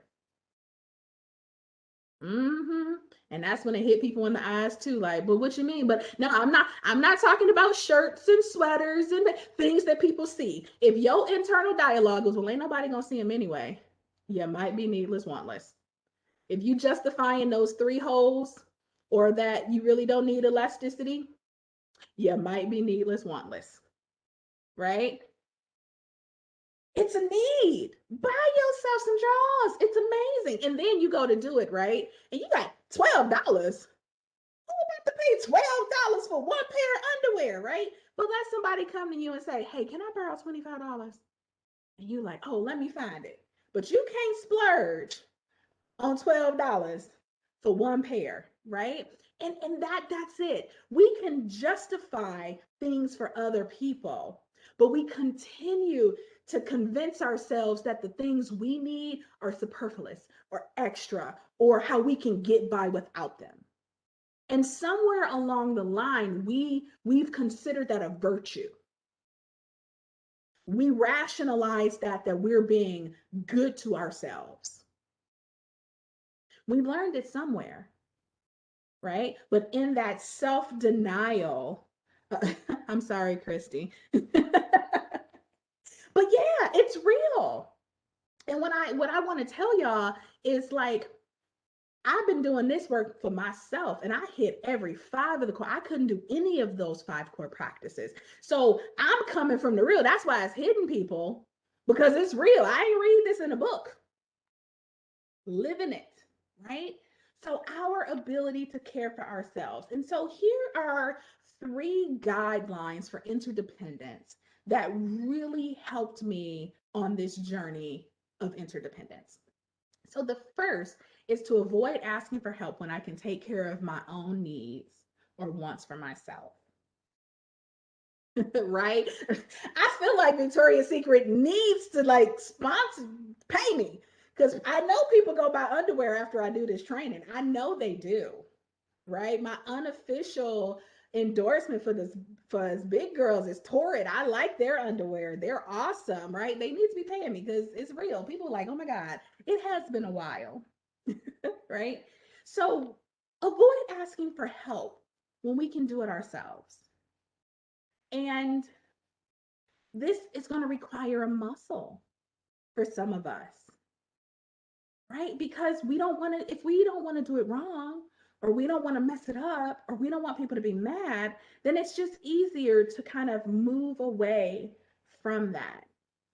But if we can build the muscle that, like, I'm going to try to do things myself, we would be amazed at how capable we are if we actually do it. And we begin to let go of this perception that, and when it's done, it has to be done perfectly.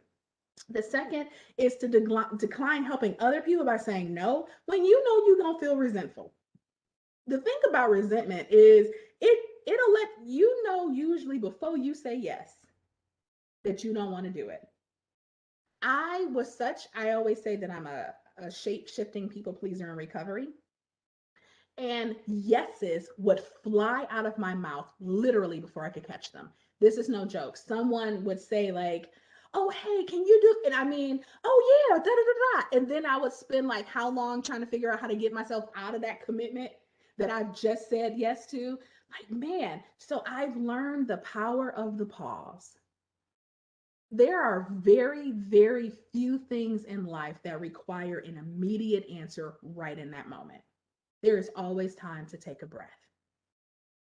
And so many of us in our culture have been conditioned and socialized to give an immediate answer or to perceive that we're being wronged or harmed in some way when someone does take a moment to think. And I'm still real bad at it.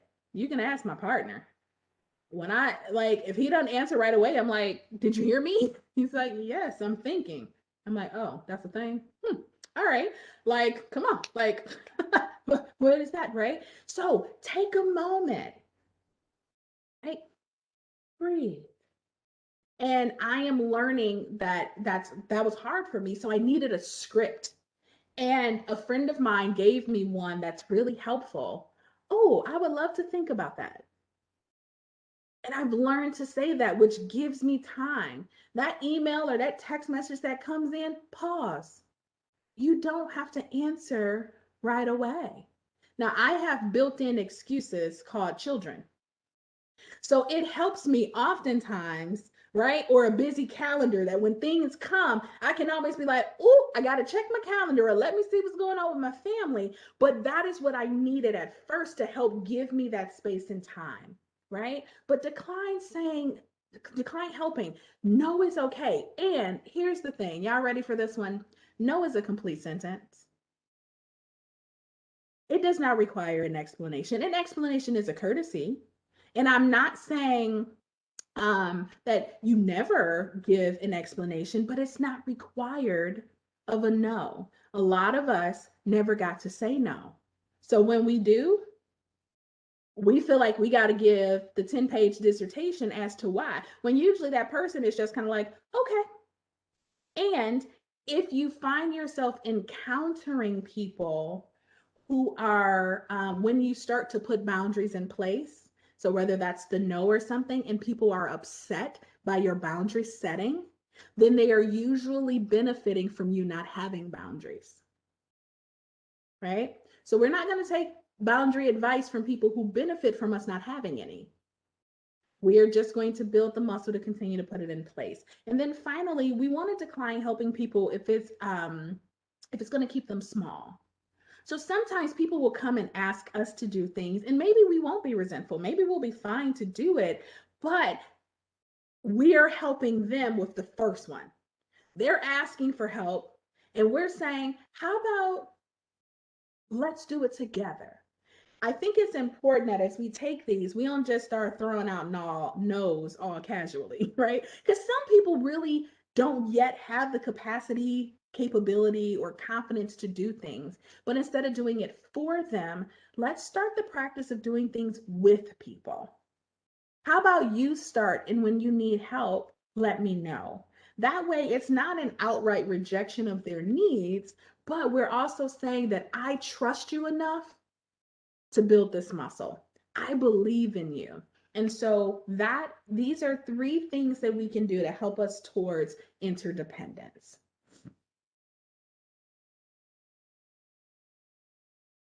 So what do you do when someone apologizes and then gives 50 reasons why you made them do it? How do you tell them it's good to say sorry with a rationale? Yeah, usually when that happens. So this is what I do with my partner. He does this a lot. I'll ask him something and he'll say yes or no, but then he'll go into explanation, and not rudely. I don't think, do I do it rudely? He's sitting in the corner. He supports me. I don't think I'm rude when I do it, but he's going, and I'll just say, so no. Okay, thank you. So it's just kind of like, okay, no problem. Sometimes with people who have a propensity for that, I lead with, hey, I'm asking you this, but absolutely no worries if you're unable to. And so it's just kind of this way of just being like, oh, no explanations needed. It's fine. Once we start to demonstrate consistently to people that their no is okay, then their explanations can begin to decrease. The challenge is if we're only one person in their life doing it and everybody else around them, if they're in a social system that guilts them for their no, then they probably will have a hard time pulling back on that. But putting boundaries in place helps them. So for that point, Janice, it's just like, oh, it's no problem. Thank you for your no. And I've really learned to tell people, like, I appreciate your no, and I will name, way to take care of yourself, or way to put that boundary in place, or thank you for thinking about your self-care before, taking on this task. And so I think that sometimes just acknowledging that can be helpful. But that was an excellent question. Yes, I think it would be very helpful. And then I missed one. I'm encouraged people to take a pause. Yeah. It depends. I like that. Just any filler that you can do for yourself that allows you to pause. Can you give me a second to think about that? Or whatever feels authentic to you, something that puts a pause in place. Okay. And so I'm encouraging you to take a deep breath.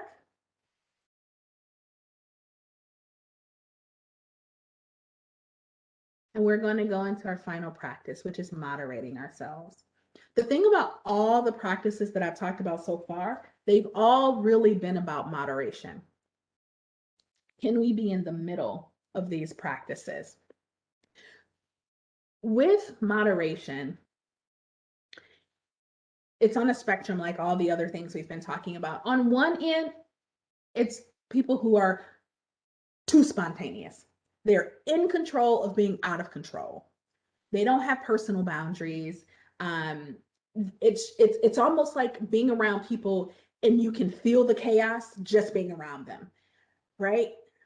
So that's one end of this. Highly spontaneous, but often very unreliable. On the far other end of that spectrum are people who are out of control with being in control.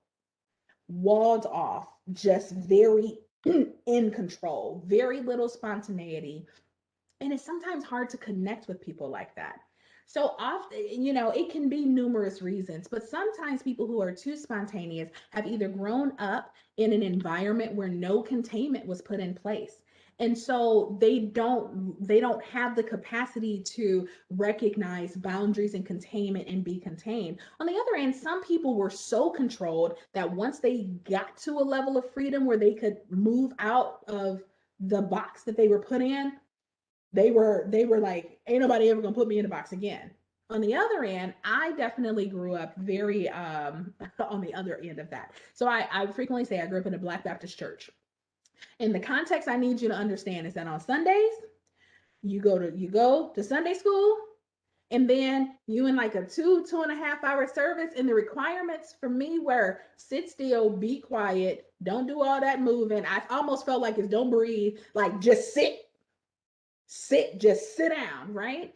And so with that expectation, I learned to control myself. I look at my daughters who are 5, and I'm like, they all over the place. How did I just contain myself? But it's not enough just to contain myself. Then I had to start controlling the environment. I had to make sure that I had to start controlling the people in the environment, because if I was too close to kids who was making some noise, I could get in trouble. So I'm just like, y'all better be quiet, stop. Like I got to control everything, because my survival and safety depend on it. So I was in control. I was out of control of being in control. Somewhere in the middle of that is this moderation, right? How do you play? There are many of us who we enjoy ourselves. I say that I can enjoy myself doing a lot of things, but when do I have fun? I recognize I don't know how to have fun because I didn't have fun as a kid. So having children is teaching me how to play. And with some of us who were very contained, when we're with children, what we do is we try to get kids to play our games. So we want to teach them how to be little adults instead of getting on the floor and playing their games. But that helps us build a muscle for our littles who didn't really get to exercise that. Some of us didn't grow up witnessing moderation because we grew up in family systems or social structures that were very all or nothing. It was either very restrictive, we don't do that here, or we do it in excess. And we didn't see a whole lot of examples of like moderation in the middle. And so it's hard for us to grasp that because we didn't absorb it, we didn't witness it. But we can begin to develop this muscle that says, I can be relational without being all over the place and bulldozing over people, trying to control them or being super out of control. But I can also be in a relationship where I can be relational without being absent or abusive. And that's really what moderation is. When I find myself trying to control something, then I need to go, oh, which one of my littles is showing up, right? Who feels like they need to contain this environment? Or when I feel real out of control, which one of my littles is showing up? So when it's time to be moderate, who shows up for you? Which of your littles pop up and make it difficult to be moderate?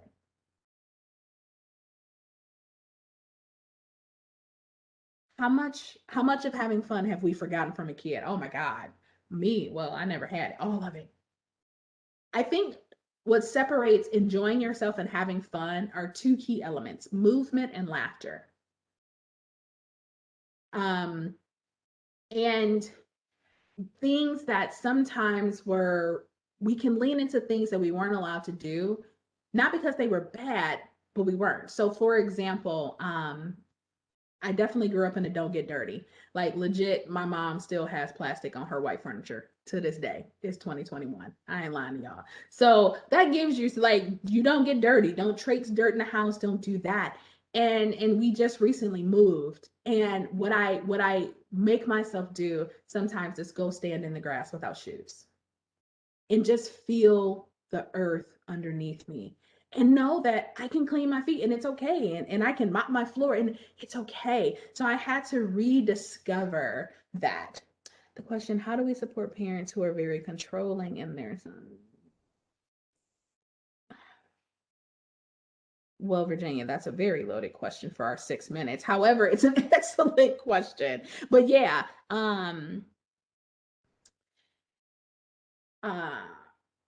part of it is in the not helpful but real answer is it has nothing to do with the son. It has everything to do with the parent. And if we can help the parents begin to recognize their own littles, because oftentimes people externalize what's happening inside of them onto other people. When there are some really nurturing things that parent needs for themselves, for that. So, and then Nicole, have you ever watched kids? Kids are weird. And that's what makes them so lovable. So take it as a compliment when you are doing things. Be like, why are you being weird? Because I'm evoking my inner child, which is super, super important. So with that, those are the 5 practices. Loving myself, protecting myself by having functional boundaries, knowing myself by acknowledging my humanity and reality, taking care of myself by being interdependent, and moderating myself by being contained and having fun. A couple of things, and I'll probably stop sharing to show the other thing. So if you're interested in more of this, like as a model that you're interested in as a clinician, you can go to healingourcoreissuesinstitute.com to learn more about developmental and relational trauma therapy. The work is built from Pia Melody, who wrote the books Facing Codependence, Facing Love Addiction, and the Intimacy Factor. And if you are like, oh, this sparked a need for my own personal work, you can go to healingtraumanetwork.net, which will show you a list of therapists who utilize this model. And then finally, let me stop sharing real quick. If this was intriguing for you and you're like, I want to do more of this work for myself, I am hosting a 6-week course that goes into each of the 5 core. Yes, I can put them in the chat. So I wanted to give you this, if I can hurry up and pull it up. What computer was on? I don't even know. But anyway, any questions really quick that anyone has?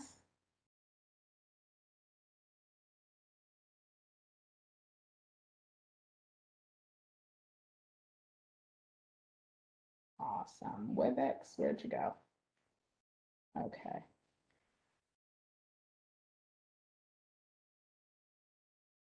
All right, there we go.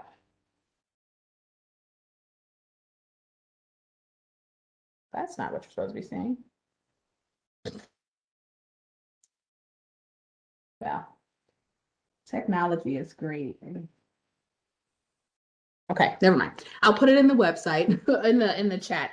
But there is I'm still sharing. Am I? Yeah, we see your presentation. Okay. It won't let me unshare.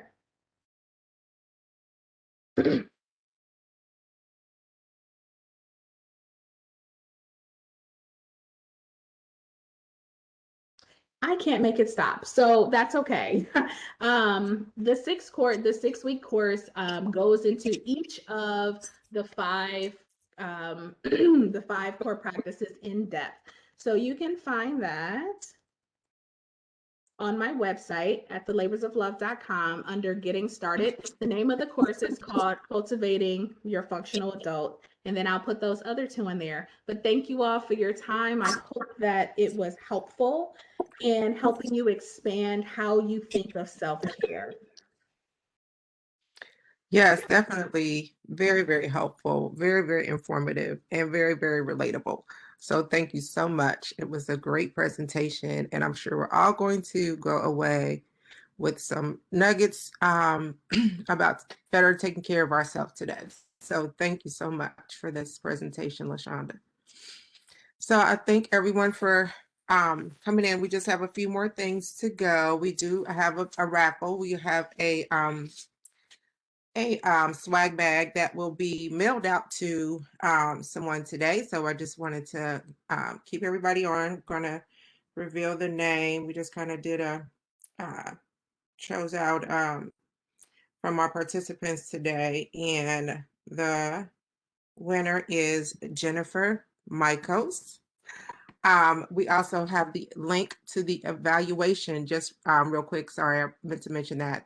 So please go to the link. Bree just put it up in the chat for the evaluation. So if everyone could go and complete that to just let us know how you what you thought about today's presentations, that will help us for next year.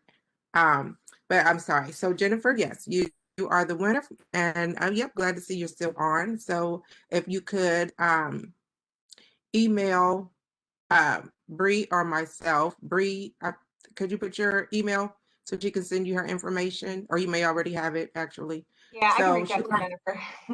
Okay, all right, cool. So yep, you'll get the swag bag, Jennifer. Thank you for attending today. Yeah, please complete that evaluation. And I just want to thank everyone, especially our wonderful speakers for today. Of course, this has been an unprecedented time. We were glad to be able to put this on today. Next year, we're hoping and praying we can do this in person again, because we still love our luncheons and being able to connect in person. But just thank you guys so much. And congratulations again to all of our distinguished alumni winners and our Ruth Clinton Award winner. And thank you all for being present today. So we hope to do virtual. Well, in person would be great for next year. So we'll see how it goes, Professor Ricks. So we definitely will do this again. We're just glad we could do it, even though it was half a day versus the all day. So thank you guys. I don't want to hold anybody else up. It is 12:30 and I will give you your day back. Enjoy and thanks again.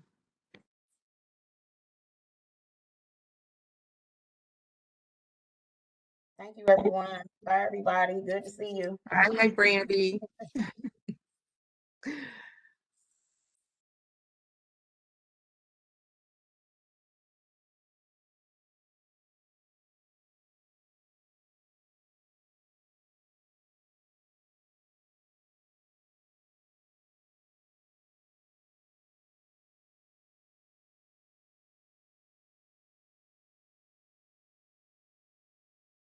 Where did the evaluation go? The link's in the chat. Oh, I got it. You got it? Okay. Can put it down toward the bottom now that people are commenting. We'll send a post event email so people will get it again. Okay. Yeah.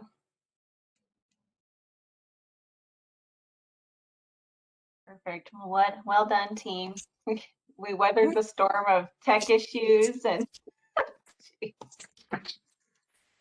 Oh my goodness. Yes, we did it. So meeting, we're good. Everybody, the presentations were amazing.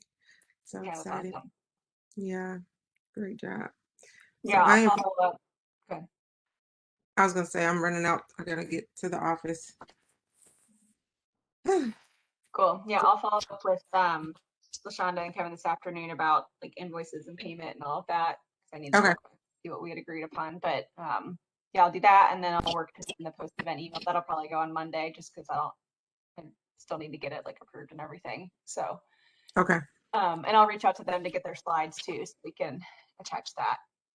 Okay. Yeah, we definitely want those. It was good information today. Sounds good. Cool. All right. See you guys Monday. I am going to be a little late to the meeting on Monday, but I'll be there. Perfect. All right. Thanks, guys. See everyone on Monday. All right. Take care. Have a good day. Thanks, everybody. Bye.